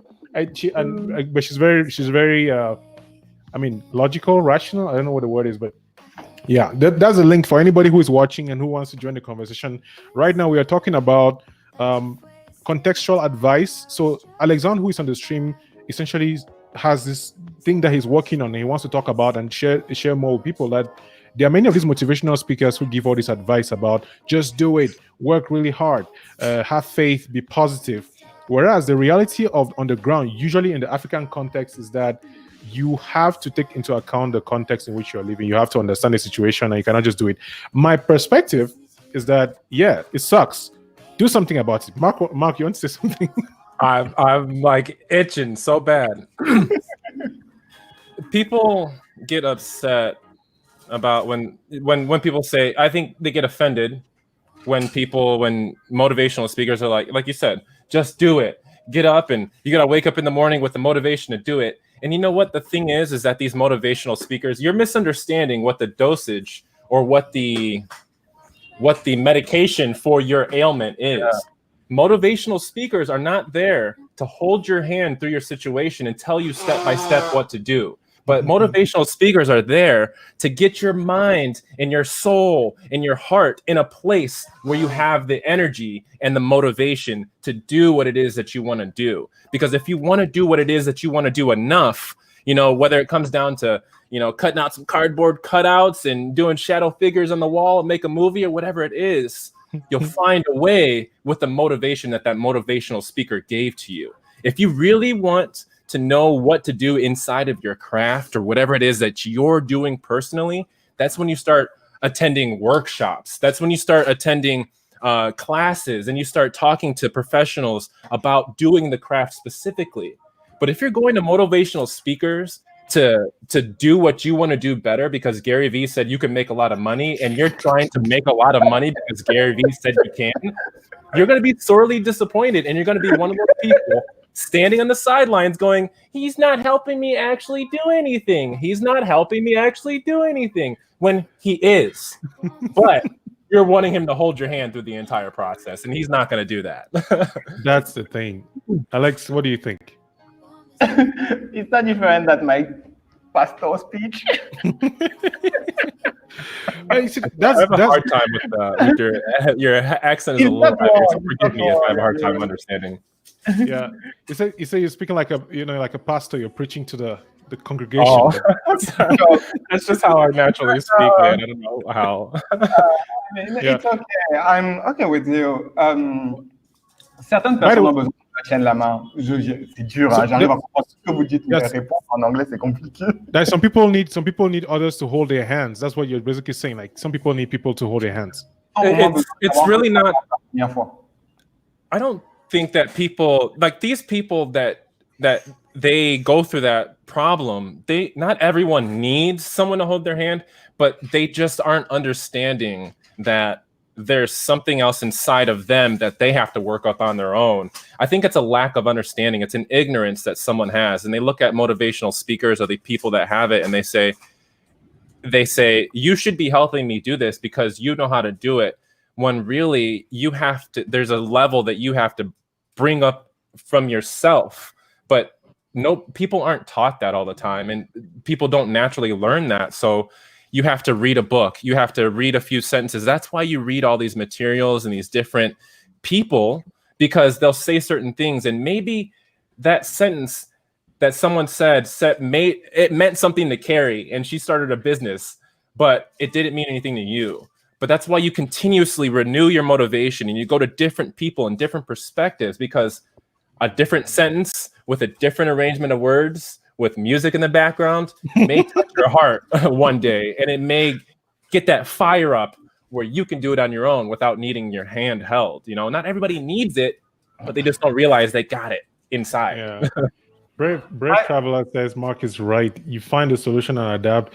He says he saw me do that, and I tried to push him, but he chose to be lazy. So, and he eventually found himself. That's great. I think everybody has their path, honesty, their journey. Yeah.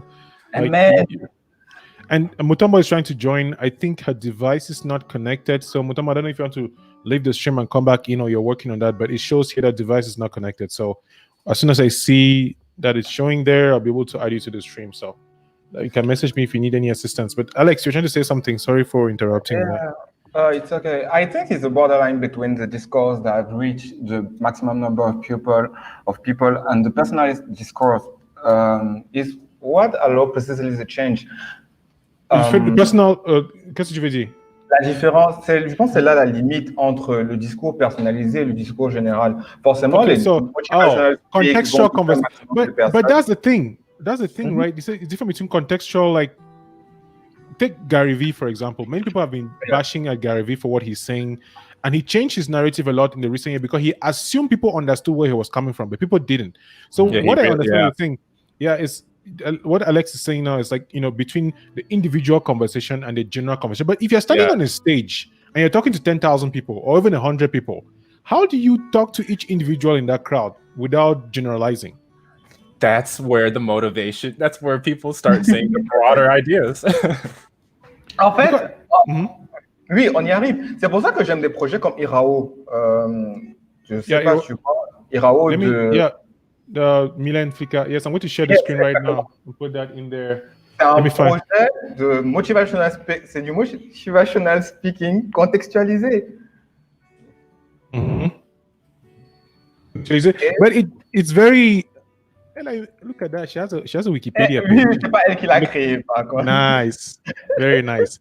Irawo Talents, this is on Jeune Afrique. It's like a popular French magazine. And Irawo Talents, Milen Flickr porte la voix des jeunes étoiles africaines. Milen Flickr carries the voice of young African stars. Since 2016, the website Irawo Talents, created by the Beninese Milen Flickr, shares portrait stories of Africans with inspiring journeys. This is motivational speaking in a way. Like the only thing difference is that it's very contextual, well, which is what you're saying. It's contextual, right? And it's it's contextual to Benin. Oh, Mutombo is on. We should be able to join now. This is going to be heated. I'm excited for this conversation now. Let's see how it goes.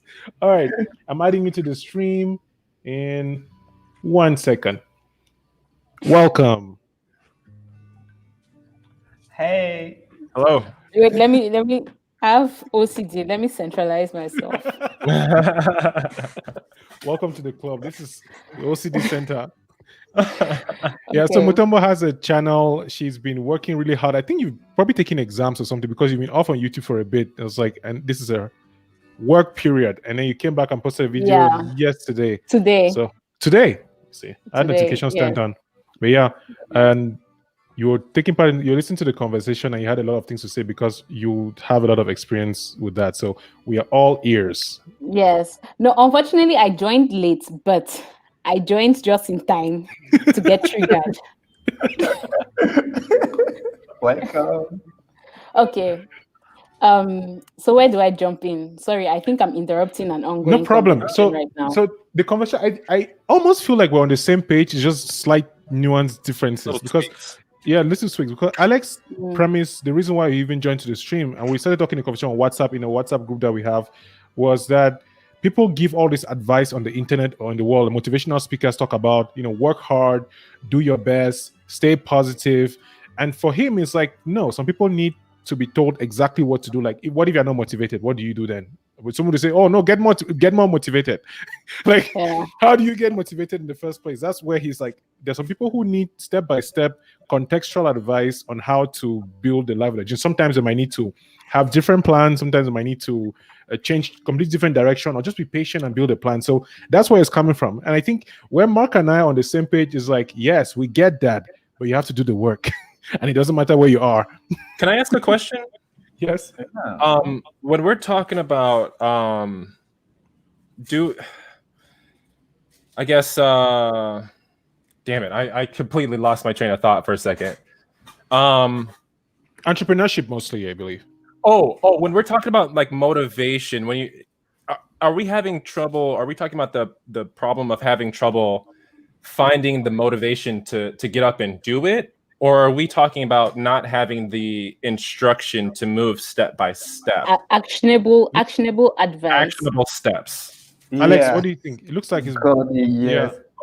Motivational speaker don't put actionable advice for those who involved in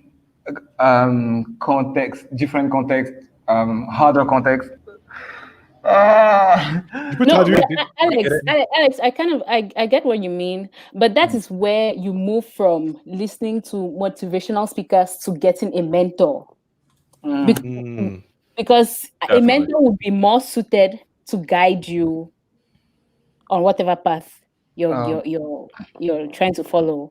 So I mean, it's really not okay. Now I've come and I'm on Kamga's side. I didn't know this wasn't the plan, but that's important. But I'm coming back to your side, Alex. When I start making my points, because I think that's super important, though. Yeah, it is. I think you raised a very valid point. There's Brave Traveler. Timothy is also there in the waiting room, so I'll just add him to the room while I'm saying what I'm saying. But there's what you just said for me. Okay. So I just muted you, Brave Traveler, because I'm going to take him out of the. Yes, an echo. So I don't know where you're playing from. Timothy, if you have earphones, it'll be better to use them. Yeah, because it's a lag, so it bounces and goes back to the phone. It's like yeah. So let me know when you do that. You can unmute yourself when you've done it. But the point you mentioned about mentorship, I think that is exactly. All right, so I'm going to remove.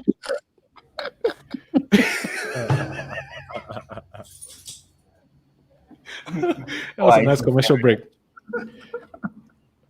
Timothy, I don't know if you can hear us, but plug in your headphones or whatever it is that you're using, because if you're using your speaker, it's going to, the sound bounces and goes back. So you're hearing each other twice and it's terrible. Mentorship.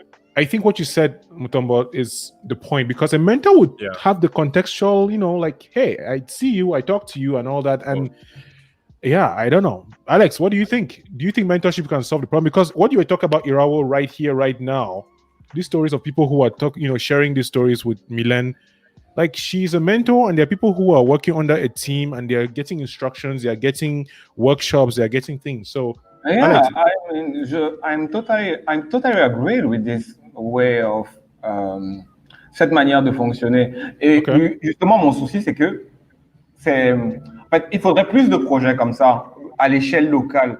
Les discours à échelle trop large ont du mal à toucher des personnes qui, j'ai envie de dire, en ont vraiment besoin, qui sont vraiment alarguées. Certains peuvent vraiment avoir le déclic. Sometimes we just hear the good words and start. But sometimes you need to, comme on l'a dit tout à l'heure, quand tu tiens la main, we need to get your hands hold. And mentorship is an efficient way to get out of the mud. Well, Mark. Yeah, Alex, what you said is true. We need more programs like what Milen is doing. Wait, okay, I have a question. The article you just showed, Kamga, in what sector is that tailored towards? Is that a finance journal, or is what exactly are the stories that people are sharing? Let me try to open the page. In what domain? It's in many, many different domains. Alex, maybe you can even enlighten us better on this, because I know you're going to be on one of their panels one of these days. Tu peux faire le sommet, je traduis. There's no... Yeah, let me try to see if I can find. Because c'est pas spécifique à un secteur, c'est pour présenter des personnes qui ont vraiment réussi dans leur domaine malgré le contexte, histoire de donner justement des parcours réalistes de personnes qui ont réussi. Ils essayent de donner en article le processus qui leur a permis d'arriver où ils en sont, histoire qu'on ait conscience de ce qui est possible de faire et actionable advice. This, for example, Taka Juice, I think it's a juicing company. How to develop No. Taka Juice is a hero concept qui permet de réunir les apprenants, parce qu'il y a un programme de mentorship et des personnes qui ont... Okay. Et des personnes qui ont réussi, entre guillemets. Mark, donc, entre personnes qui ont réussi et des personnes qui sont en train d'apprendre. Histoire qu'ils puissent poser les bonnes questions. Okay, so this project now takes people from all domains and then lets them tell their story on how they succeeded in their domain in a realistic, actionable manner. In two parts. Irawo talents have to mission to spread the word about how people can involve. Oh. No, don't worry, Karen. I thought Timothy had fixed it, but it looks like it's not possible yet. So I was just checking it. Continue, Alex. Irawo tells the story, but Irawo makes the start too. So we have this mentorship program for those who want to be an Irawo talent and have our piece, leur propre storytelling. Okay. Les personnes sur cette page n'ont pas forcément fait le programme. C'est des personnes qui ont réussi, qui ont vraiment... So these are the motivational speakers. These are the people who are motivating them to make things, right? Yes. These are the motivational speakers. These are their stories. So if you click on each story, for example, this guy, he looks like he's serious. Now you read the story, 2 licenses, $200 million, the potential selon projection magazine Forbes. Why is it the first story I'm picking is still showing valuation from an external source? Like when I say external source, I mean American. Like I thought these were local stories. Within Nana Wax 2 is from France, correct? Okay, but this conversation, I mean, if we're going to have this conversation, we also have to talk about why there's not more motivational speakers with their actionable steps. And if we think about it, the reason why there isn't as many in the world right now is because nobody like Gary Vee existed until Gary Vee. And until then, people were trying to make you pay for that information. They realized the value in that information, so they put it behind a paywall. And that was standard practice up until Gary Vee. That's the reason why there's not as many actionable steps out there. You know, more people are trying to monetize those actionable steps. So it's on us, the people that are here doing it while we're here making it, starting at the bottom. That's why it's important for us to document our journey along our way, because there's going to be people who are going to be seeing those actionable steps that we're now able to put on the internet from the beginning. But before this, it was monetized so heavily that it was behind a paywall. That's what my biggest issue with Alex has been at the personal level, because as a photographer, as a videographer, as a creative person, I wish he was actually documenting more of his journey on places like YouTube. Like I just a phone. it. Nah, you do podcasts without images. Like that's almost 10,000 subscribers with like audio videos. Like who does audio? Just you know what? Also, yeah. And another thing is, I feel like as a people we put too much of the onus is on us to do our research and we put too much on motivational speakers. We put too much of our responsibilities on them. So yeah, at some point we really just have to say, okay, you know what, this person is not showing me the way. I'm going to find my own way. Do the research, pick up that ball and run on your own. Yeah. I love that. Oh my gosh, there was something else I wanted to say. Then when Mark started nodding, it got to my head, and then I was like, and then I forgot. I'm sorry. But yeah, I think I just made my main points. It's really not up to the motivational speakers to tell you what to do. They're just there to give you that initial push. You can do it. Okay, cheer you on. They are basically cheerleaders, to be honest. I think anybody who is doing anything worthwhile needs to realize that you are in your own way, probably like, there are countries here, the government, politics, the laws are very stringent that make it very difficult to do anything. Cameroon is one of those countries where getting a business doesn't stop you from getting kind of terrible taxes. Like you get some kind of, the laws are not very encouraging of businesses. That is a fact. But for you to find a way to survive in that community depends really on you.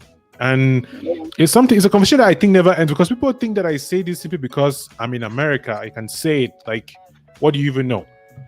But no. Okay. Yeah. My thing is actually the reason why I wanted to come on and actually talk as opposed to writing was because where I agree with Alex is that it's true. Like the fact of the matter is, some places have more limitations than other places. That is just a fact of the matter. But the problem now is, how can we adapt to that? Yeah. That's my thing.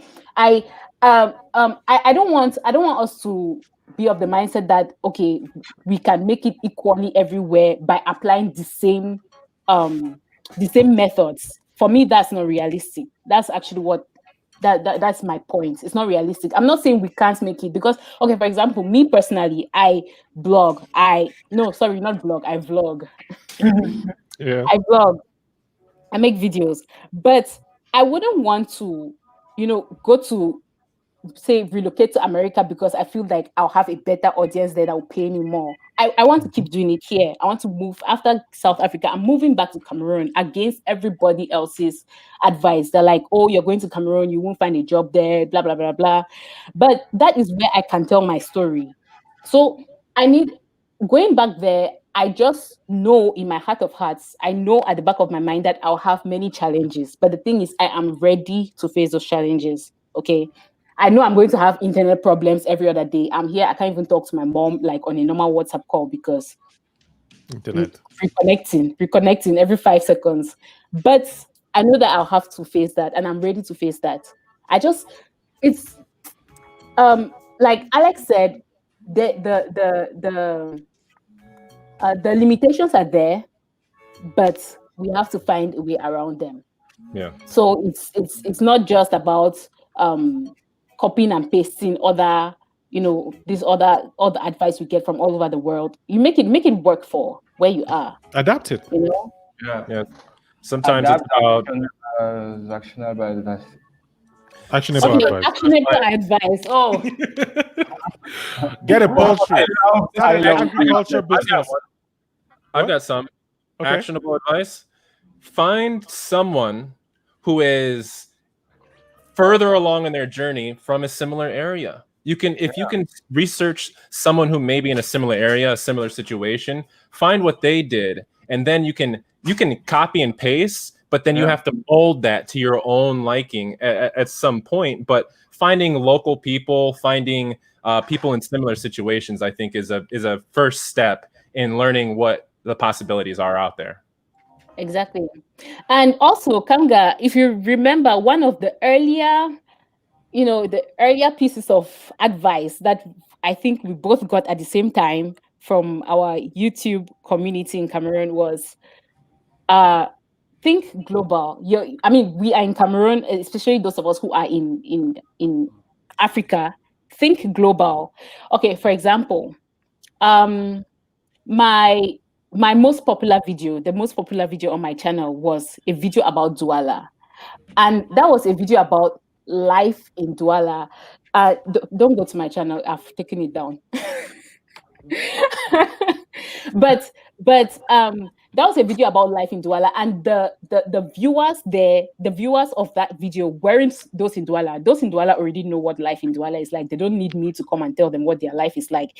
The viewers there were from expatriates, people who were trying to move to Cameroon, who maybe had projects in Cameroon. So that's where the audience came from, and that was, I can say that was a global audience. My second example is, okay, apart from YouTube, I'm a digital illustrator. I do digital art, but I do everything and send it via email. So I don't need a Cameroonian audience to do that. My audience can be from anywhere. As a matter of fact, those who are even able to pay, most of those who actually pay the money without arguing aren't based in Cameroon. Oh no, let me not knock my people. Let me not knock my people. I have good clients in Cameroon too. But I'm just saying the majority are, from out of Cameroon. So it's that's also one way of thinking global. So it's not a physical product I'm delivering. Since it's digital, anybody can buy, Yeah. So that's my thing. Think global. You might be based. We might be based in, wherever we are based, but we can still have that reach to go beyond our geographic boundaries. Yeah. Yeah. I think sometimes it's. Go ahead, Alex. Go ahead. I think we can make some. I lost my translator, so I check. No. Alex, I can translate, please. Please. I'm listening. Okay. Hello. I am. Yeah. We have Elvin who is here. Sorry, I had to leave earlier. I was trying to get some things sorted out. I don't think I did this well. And Elvin is here. And we have, I don't know if you can hear me. Lorraine. Lorraine says, wow, Mutombo, you made a great point. I'm glad that you identify your challenges. I think it's part of the journey, right? Identify the challenge is the first step, like being aware, like this is the situation. Now, what do I do to fix it? Mm-hmm. Yeah. I think many people get stuck in that first part of this is the situation and they just give up. I think that's what my issue is with people who just talk about Cameroon is this way, there's no internet access, it's all bad, it's all this. For me, I feel like that mindset sort of becomes self-fulfilling. Like when you keep thinking in that particular direction, you almost always end up failing. And then you're like, yeah, I knew I was going to fail. So why would I not fail? That was the plan. I knew I was going to fail from the beginning. And I don't encourage that. I don't entertain it. I just can't stand it anymore. I used to be like that. Like I would sit and think, even with exams, like basic things like, oh, I'm going to fail this exam, I'm going to fail this exam. Then I fail it. I'm like, yeah, I was right. But well, a lot of times what's really underrated is just your like you said, your mindset going into things. If you sell yourself short from the get-go, you're just never going to know what happened. But what motivates me is that somebody found a way to do it. It's not impossible. Somebody found a way to do it. And I'll be damned if I'm the one who's going to sit down and let everyone else run past me. My motivation is not wanting to be last in this race and knowing that if these people think about it. Think about half the people that are doing certain things and you're like, that person can do it. And we know damn well that we, have some intelligence without trying to insult anybody. We know that we can do it better than some of these other people. So I think the most important thing when you're starting this whole thing out, this happened in 2015 for me after a motorcycle accident. But the most important thing overall is being honest with yourself about what you're willing to do. Because a lot of people will make excuses or they'll come up with all those problems as an excuse for why they don't want to do the hard work of whatever it is. So you just have to be honest with yourself about what is difficult. Is it difficult to do the things that you want to do, or is it difficult to have the motivation to do it? Just be honest with yourself about how much effort you're put forth to make things happen too. I thought I was doing enough a long time ago. A couple of years ago, I thought that I was putting in work, but then I realized how many people were waking up at 4 a.m. and doing this and doing that, doing what I thought was impossible. But they wanted it so bad that they were willing to do it. I'm not saying wake up at 4 a.m., but there's somebody out there who's willing to do it. Yeah. I agree with what Elvin says. Words are so powerful. That's why we should try to confess just positive things. Like, I don't believe in I'm basically repeating what I heard because I don't believe in the secret. I don't believe in the power of positive thinking. To an extent, it's a lot of just wishing. Like, I wish the world was a better place. I wish there was no racism. I wish Africa was this. It's great to wish things. But the fact is, yep. Wakanda forever. Just Wakanda forever. But the fact is that the reality of the world doesn't care about our wishes. You can wish everything in your mind, but you have to do the work for it to suddenly happen. Like, I will agree with that. Yeah, I will agree with that, Alvin. Even God blesses you with the intelligence in the world. If you never use it, nothing ever happens, and that's it. So, yeah, I do agree with that statement. Words are so powerful. That's why we should confess just positive things. I do agree with that. Kamga, I 100% agree with you in the sense that, some people, there's a line that gets crossed between hope and delusion. And you have to make sure you're on the right side of that line. But words can be powerful. Like you were saying before, if you're telling yourself you can't do it, you can't, this is so hard. It's such a tall hurdle, that is very powerful and that will change the direction sometimes. So hell, there's right things on both sides of everyone's argument. The answer is always somewhere right in the middle, Yeah, I think we're all saying the same thing in different words and different perspectives. Alex actually wanted to say something, and then he stopped because he said his translator was gone. Oh, sorry. So I am back. Yeah, that's right. Signing out. I'm writing in the private chat that I can read it if you want. Let me check. Okay. Oh, okay. Yeah, something that would be nice. It would be a project that allows to go global in a legal way. Currently, some countries are not eligible for platforms like Fiverr. Similar initiatives will make good first answers to those who are stuck. I have a lot to say about this, but I would like you guys. Let me just I cannot put it. Okay, I'm going to copy it and then put it in the stream and put it on the screen. Put it in stream. Put it on the screen. Let me do my rap songs here. Put that in there. Okay, let me see.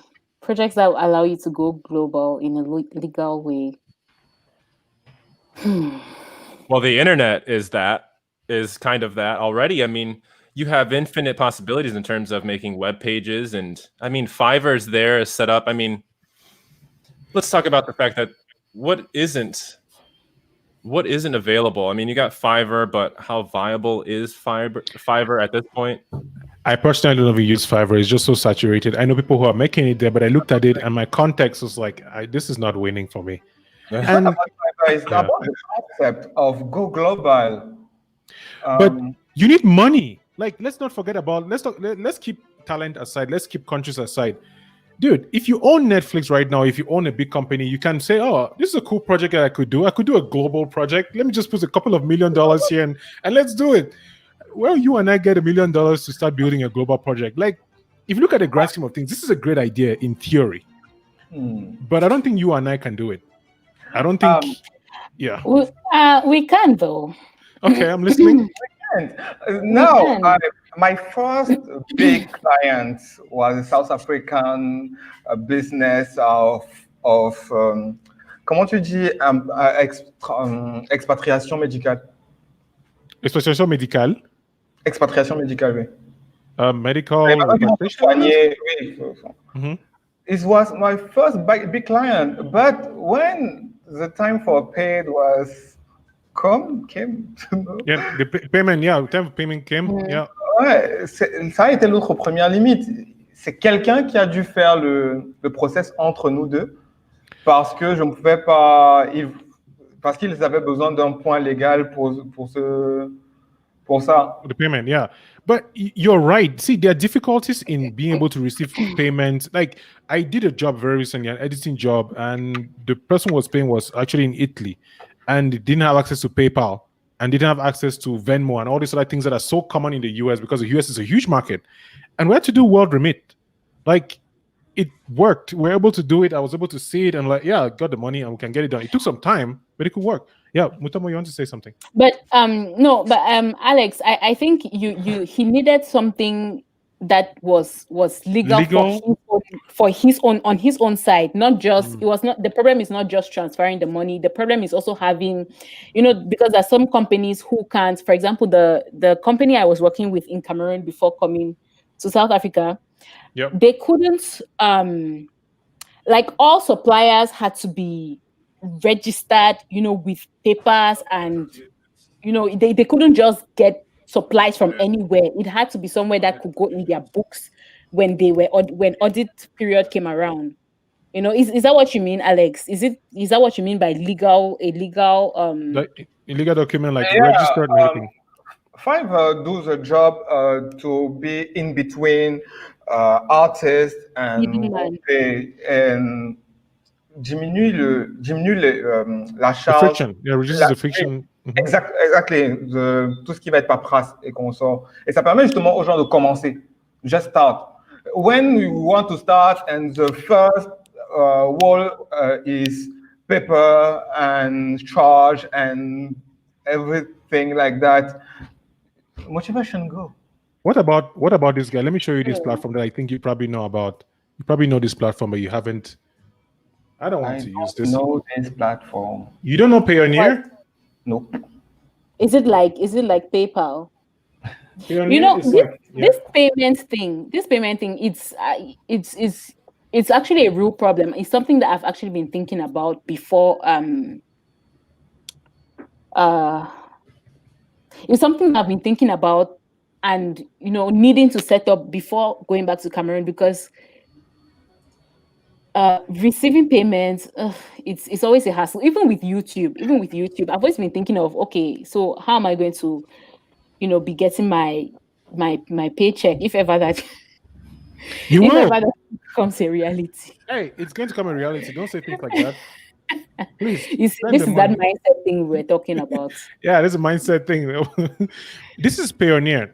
Alex, if you don't know what Payoneer is, then I'm grateful to actually show you what it is. But Payoneer allows you to be able to get money. Like people on Medium, take Medium. I write on Medium. I mean, people complain that they cannot make money on Medium because you need Stripe. Stripe is not available in all countries. Available in many countries, but not every, especially not African countries, especially not India, which is one of the biggest population of people who actually use the internet a lot. With Payoneer, from what I've read, you can actually create an account that allows you to have an international bank that you can use. Look at that. freelancers and service providers, Fiverr, Adobe, Upwork, e-commerce marketplace, Amazon, all this. Meet our customers, all in one platform for global growth. With Payoneer, you can actually be able to receive money around the world. Yeah. So this is a solution to the payment problem, I think. Yeah. Alex, I think our problem actually is more local than the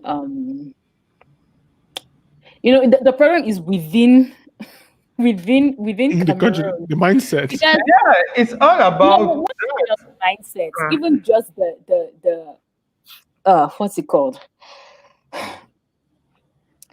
For example, even the legal agreements between Cameroon and external bodies, external countries. For example, with Cameroon, your PayPal account, you can't receive in your PayPal account. You can pay, but you can't receive.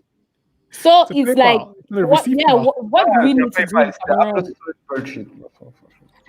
So it's and I don't think that's a thing that's at the level of PayPal. It's also, I mean, the government also needs to step in and make sure that banks have these, banks, whatever process they need to go through to let us receive money, make sure that they enforce that. Whether it's agreements that they need to sign between nations, whatever, I don't know. Or better money watching skill processes, because I know it's also an issue of, tracing money. Like, if this person is paid this, we should be able to know that, this is what the reason why it was done. Yeah, those of us who online work and don't pay taxes. They're coming for you. In America, the IRS is just waiting. So all of that.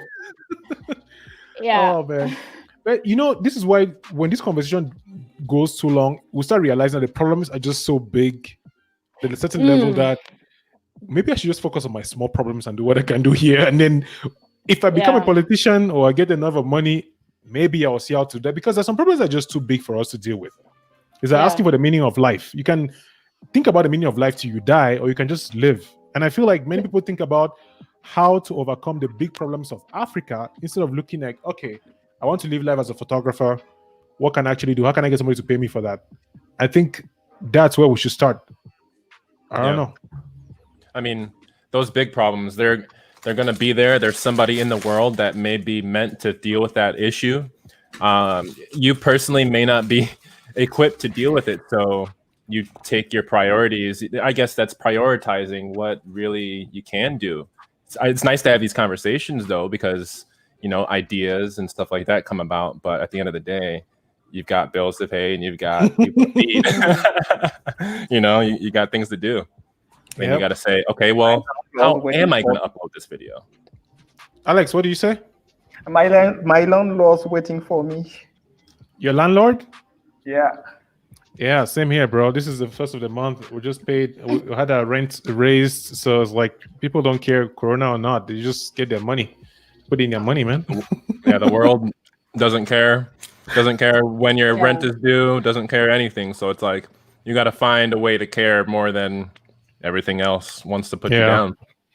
So it's a nice conversation, guys. I think we could talk for months about this, and we'll probably have a conversation the next time. But I mean, I'll be doing more live streams. Probably need to find a schedule, not just get people up in the middle of the night to do live streams. But thank you a lot, guys. Thank you a lot. I think right now. Yes. Mutombo wanted to say something. Did you take notes? No, I wanted to ask Alex something, but I don't know. I don't know if this is the time and place, but I don't know where. No, carry on. This is we're here. No, yeah. So I wanted to know, you're a photographer, right? You're a photographer. I don't know why I said photographer. You're a photographer, right? It's English. We don't speak the language. Yeah. So yes. So when it comes to your legal standing, I don't know how do you register yourself as a sole proprietor, or what's? I work in an agency now. Okay, in an agency. Yeah. Do you run? Is it your agency, or do you work in the agency? I work in the agency and photograph, and my photograph work is not registered. It's a black work, basically. Mon travail en local n'est pas enregistré, c'est pas encadré légalement, on me paye à la taille, histoire. Oh, Dès que je dois travailler avec quelqu'un à l'international, ça se verrouille de manière plus complexe. J'ai l'avantage d'être en agence, du coup, ils peuvent faire le milieu, donc ils s'occupent de la paperasse et j'ai mes sous derrière, mais je peux pas forcément aider d'autres personnes comme ça. So what I understand, let me translate for Mark, is you're working with an agency that serves as a middleman for, say, international. If you have to work with people who are not in the country, they serve as a middleman. They take the job, you do it, and then you get paid, you know, I don't want to say legally, you just get paid in the background, which means that technically you're a contractor? You're a contractor? Yeah, I guess. Yeah, I mean, you can say that for lack of a better word. Yeah, I mean, that's what it would be. You'd be contracted to do the work between, and just have a third. That's kind of what I do with this company called Jive, where I go and assemble things. Jive is a third party between me and the stores that I go to, but I'm seen as a contracted individual because they just say, hey, this is the job. You have to go and do it with your stuff. So I guess, yeah, you'd be a contractor, and for your own business, you just set up a sole proprietorship to be on the up and up, correct? Alex, is that correct? Je suis pas sûr d'avoir tout suivi. Comme donc, est-ce qu'on te fait les contrats? Donc, déjà, tu viens, il y a un contrat, il y a une date limite. Donc, on te dit que tu travailles à la tâche. Donc, tu es contractuel. Donc, tu ne travailles pas couramment avec l'agence. Non, en agence, je suis à plein temps. Je travaille pour l'agence. Full time. So you work full time. Yeah. Donc, mes shootings que je vais faire, l'agence va me couvrir. Si je travaille avec un expat, par exemple, et que j'ai besoin d'une vitrine légale, l'agence va me couvrir pour ça. L'agence va prendre sur elle en disant que c'est elle qui est en train de faire le truc, même si c'est moi qui pilote entièrement. Le gars va payer l'agence va me payer. Is it possible for you to have your business? Je ne sais pas. Comme je t'ai dit, c'est un arrangement avec mon employeur. C'est une petite boîte, on est moins de 10. Du coup, comme en tant que dans l'agence, on est 2 designers. Je suis l'assistant du lead design. Comme je dis, j'en ai que 2 et le premier c'est bénévole, il n'a pas beaucoup de temps. Quand je peux faire mes sous à côté, si j'ai un marché que je peux gérer en local sans paperasse, je le fais. S'il y a une paperasse et que j'ai du temps, je demande à la boîte si elle peut me couvrir pour ça, je le fais. Parfois, je le fais avec cette boîte-là, parfois j'ai une autre boîte qui me couvre. J'ai des potes qui me couvrent pour certains contrats. Donc, ils prennent sur eux la responsabilité de signer. C'est nous qui avons signé le truc, même si c'est moi qui vais sur le terrain. Et à la fin, la chaîne revient chez moi. So, essentially, you work for this agency as the assistant lead designer, and the lead designer doesn't have much time, so you do most of the work. If there's a job that you have to do in the local area that is not that huge, I don't know, maybe a small job, you can do it by yourself. But if you need legal coverage, if you need papers and things like that, then the agency assists, and you have other people also assist in taking the responsibility. Say, for example, if something goes wrong. Is that a better picture? No. Actually, he's employed with the agency, but when it comes to his personal projects, the agency gives him coverage. Yeah. Yes. And I feel like there's an issue there. I for some reason, it doesn't sit right with me. No. Yeah. When the situation became tricky, like a client don't like the work, and I don't know, I have the chance that my employer is very, very comprehensive. C'est le bon terme. Il est compréhensif. Il suit. Comprehensive? Understanding? En fait, il est vraiment une bonne interface entre moi et le client. Si pour une raison ou une autre, il sent que le client va poser problème, il prend sur lui et cancelle le projet. Okay. Well, j'ai du mal avec le client. Donc. I'm trying to tie this with the big picture about the motivation, about the problems on the continent. And for some reason, I feel like there's a problem here. Well, can I ask, is there a reason why Alex, you don't, and if you guys need to translate, I don't know, I'm not sure, but is there a reason why you don't offer your services individually, freelance services? Is there a reason why you haven't done any freelance photography for people? So he does some freelance, but I think where my issue is the legal structure around it. Is that the legal structure around that? Yeah, that's like sometimes he does it. The agency covers, sometimes it doesn't. So it's it's part of- a it's so not it's a clear. conflict of interest. Like he can't necessarily go out and get that business because it's a conflict of interest with the agency that you work at already. That's what's not clear because I'm wondering why doesn't he have his own business, on the Alex, side? sorry to bring your business out here. It's okay. It's some of the issue I face off, but it's okay for me right now because this agency pay bills, and I don't have better solution right now. So if I have better solution, I will take it. But right now, I have this agency who pays my bills, and when I have to make more money, I do some personal job with my personal branding. And when I go with this way, I can just work in the local level. I can go away without my agency to cover me. So when it comes to local work, he's fine as a freelancer. He can do, he can do whatever he needs to do to, Okay. with the, he can do the job. But when it Right. comes to the international market, he needs that coverage Okay. which his agency gives to him. So what about building? What about building up to that point where you can provide that type of insurance coverage yourself? Meaning, Money. stay local. Well, yeah, I know, but I mean, the only option that I see that's really viable here is work with what you got right now. You said you're able to make some extra money here and there doing freelance work locally.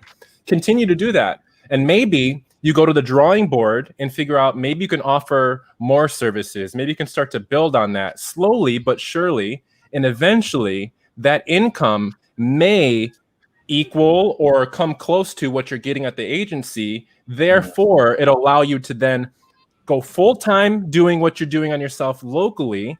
And then once you're doing it full-time, you can put more of yourself into it to get more money and then get the coverage to do international stuff.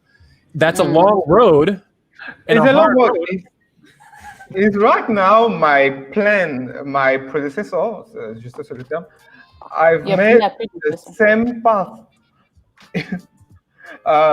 Dorette, l'inconnue youtubeuse camerounaise, c'est elle qui tenait mon poste avant. Elle a été dans la boîte et a mis suffisamment de côté pour pouvoir basculer dès que son activité à côté a pu être plus intéressante que ce qu'elle faisait en agence.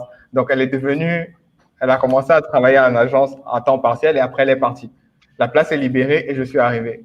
So I am just... You're on that path. You're doing the job, man. You're doing the job. Okay. Yeah. So Mark, his predecessor had the same thing. Had something. Is it he or she? She was.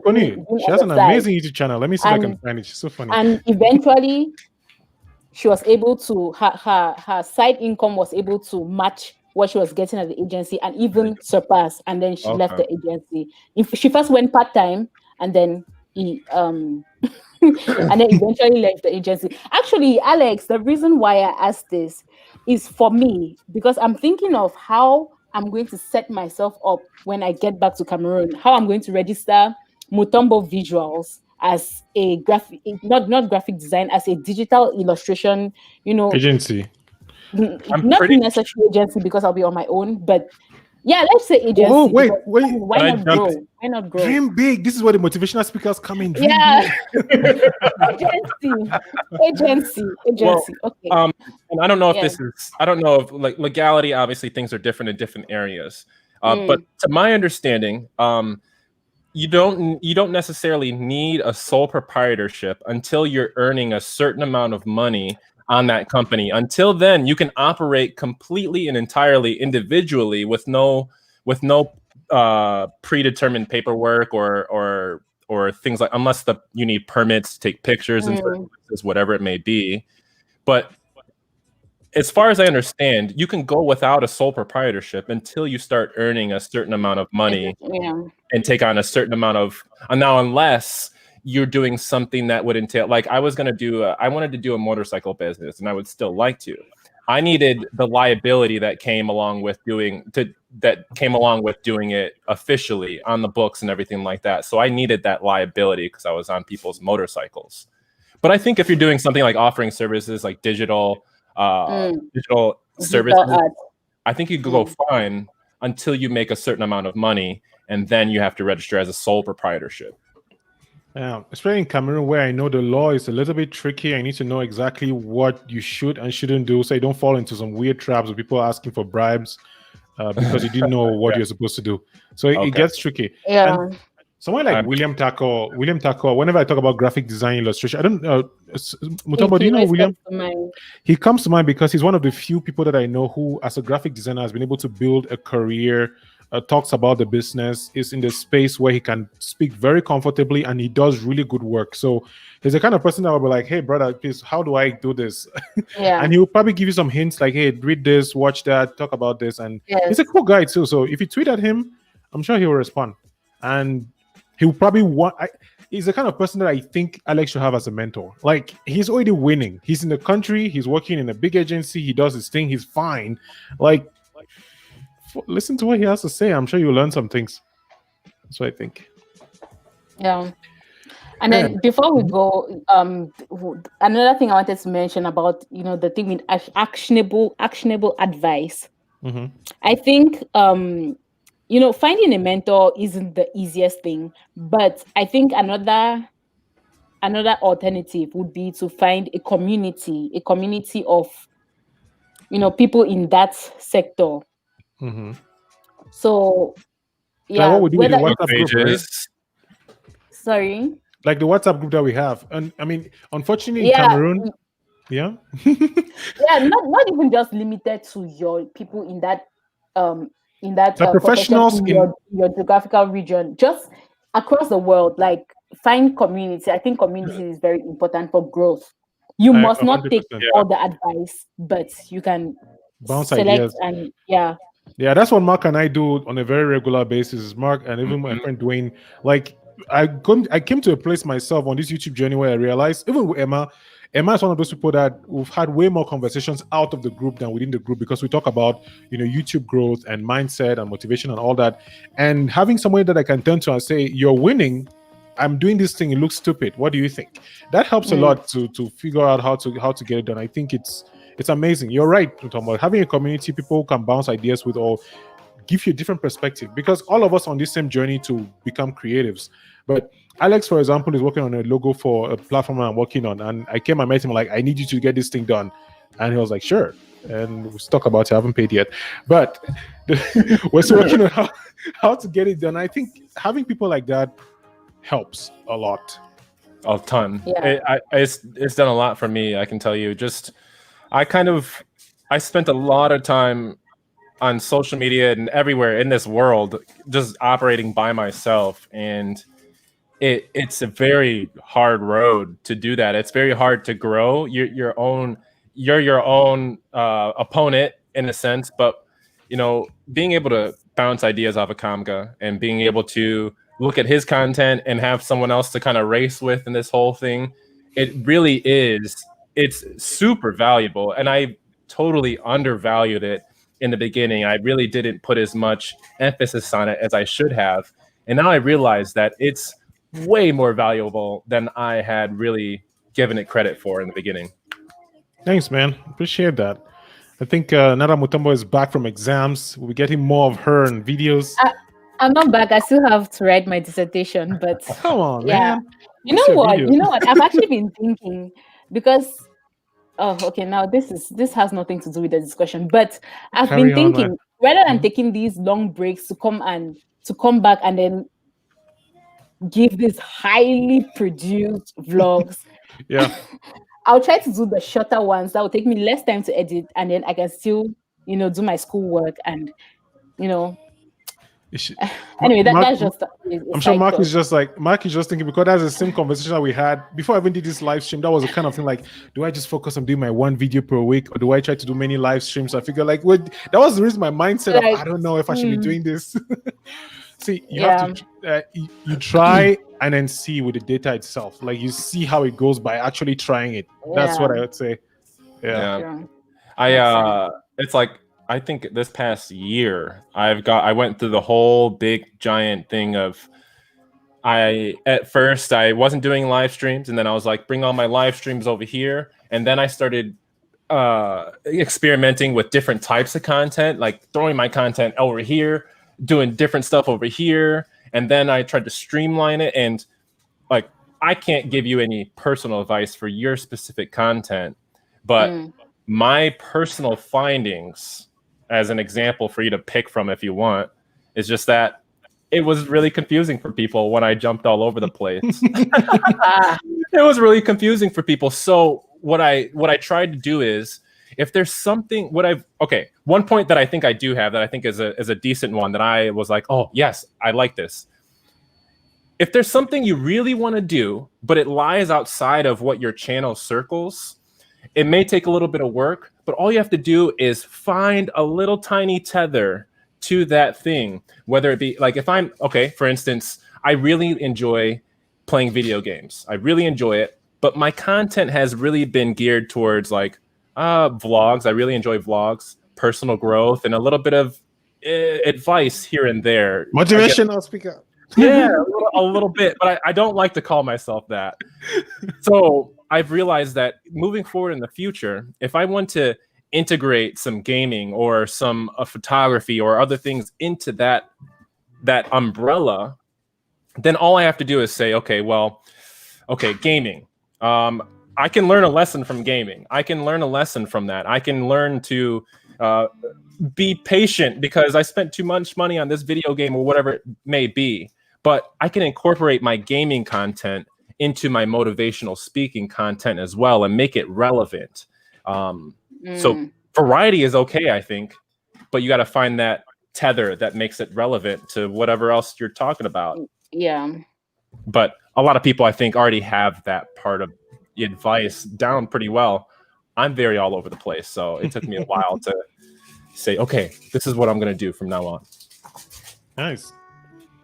Alex, I'm hoping that Alex will start making more videos because I think he has everything he needs to make videos. I don't know what your excuse is, bro, but make more videos.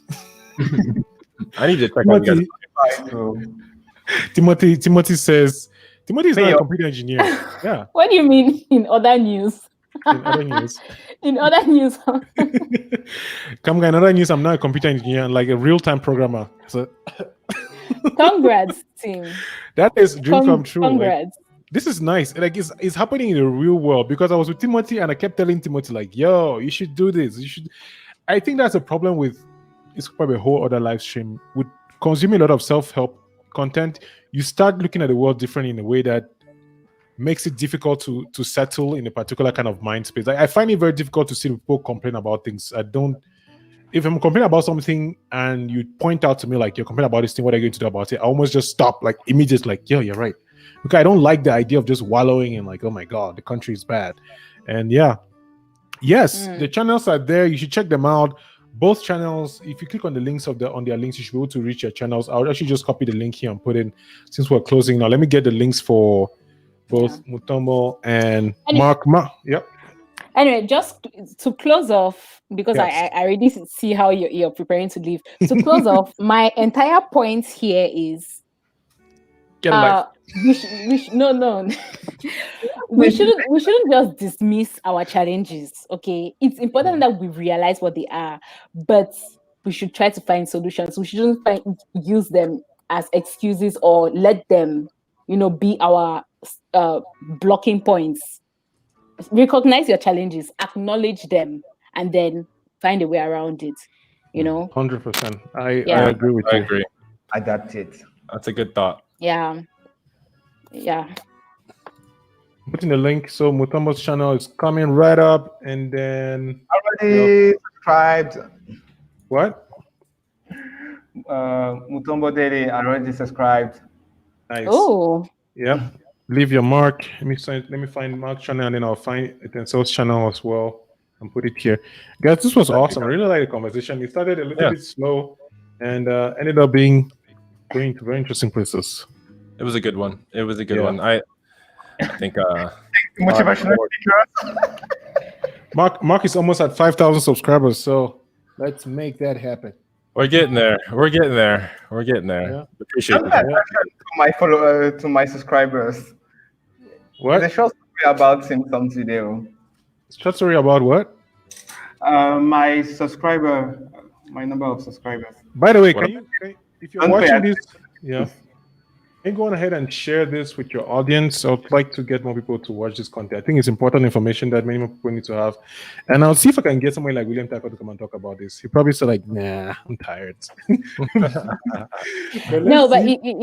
be nice to have him on a live stream because it's the creative, the creative environment in Cameroon is interesting because it's still a growing one. Okay, for example, in so many places, people who want to get into creating content are always, reluctant because they say it's saturated. But that's not the case in Cameroon. As a matter of fact, our limitations are our opportunities. For the fact that, we have all these problems means that so many people aren't in the game yet. There you go. And the space, there's enough space. That's a perfect point. Yeah, so you got to be the one who's like, I'm gonna do it when everybody else is like, this is too hard, I'm gonna do it.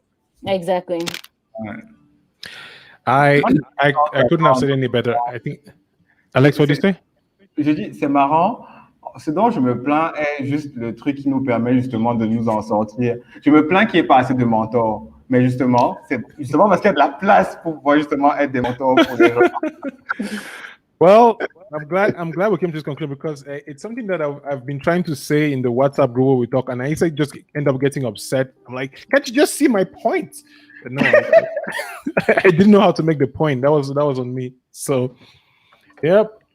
Guys, this has been amazing. I'll be putting the reminder. I'll try to put the things on YouTube way ahead so you can set a reminder. You don't just show up like, hey, come guys live. Like, no, let's try to make it more regular. And thank you so much for watching. Yep. The limitations of opportunities. As Ad says, our limitations are opportunities. Really? Yes. Really? Yes. Really? Yeah, 100%. in some, we just have to find a way to make it work. Yeah. And okay. For example, this is my business idea. Please, nobody should steal it. This on the internet. I can't assure that. Carry on. No, for example, I was just thinking about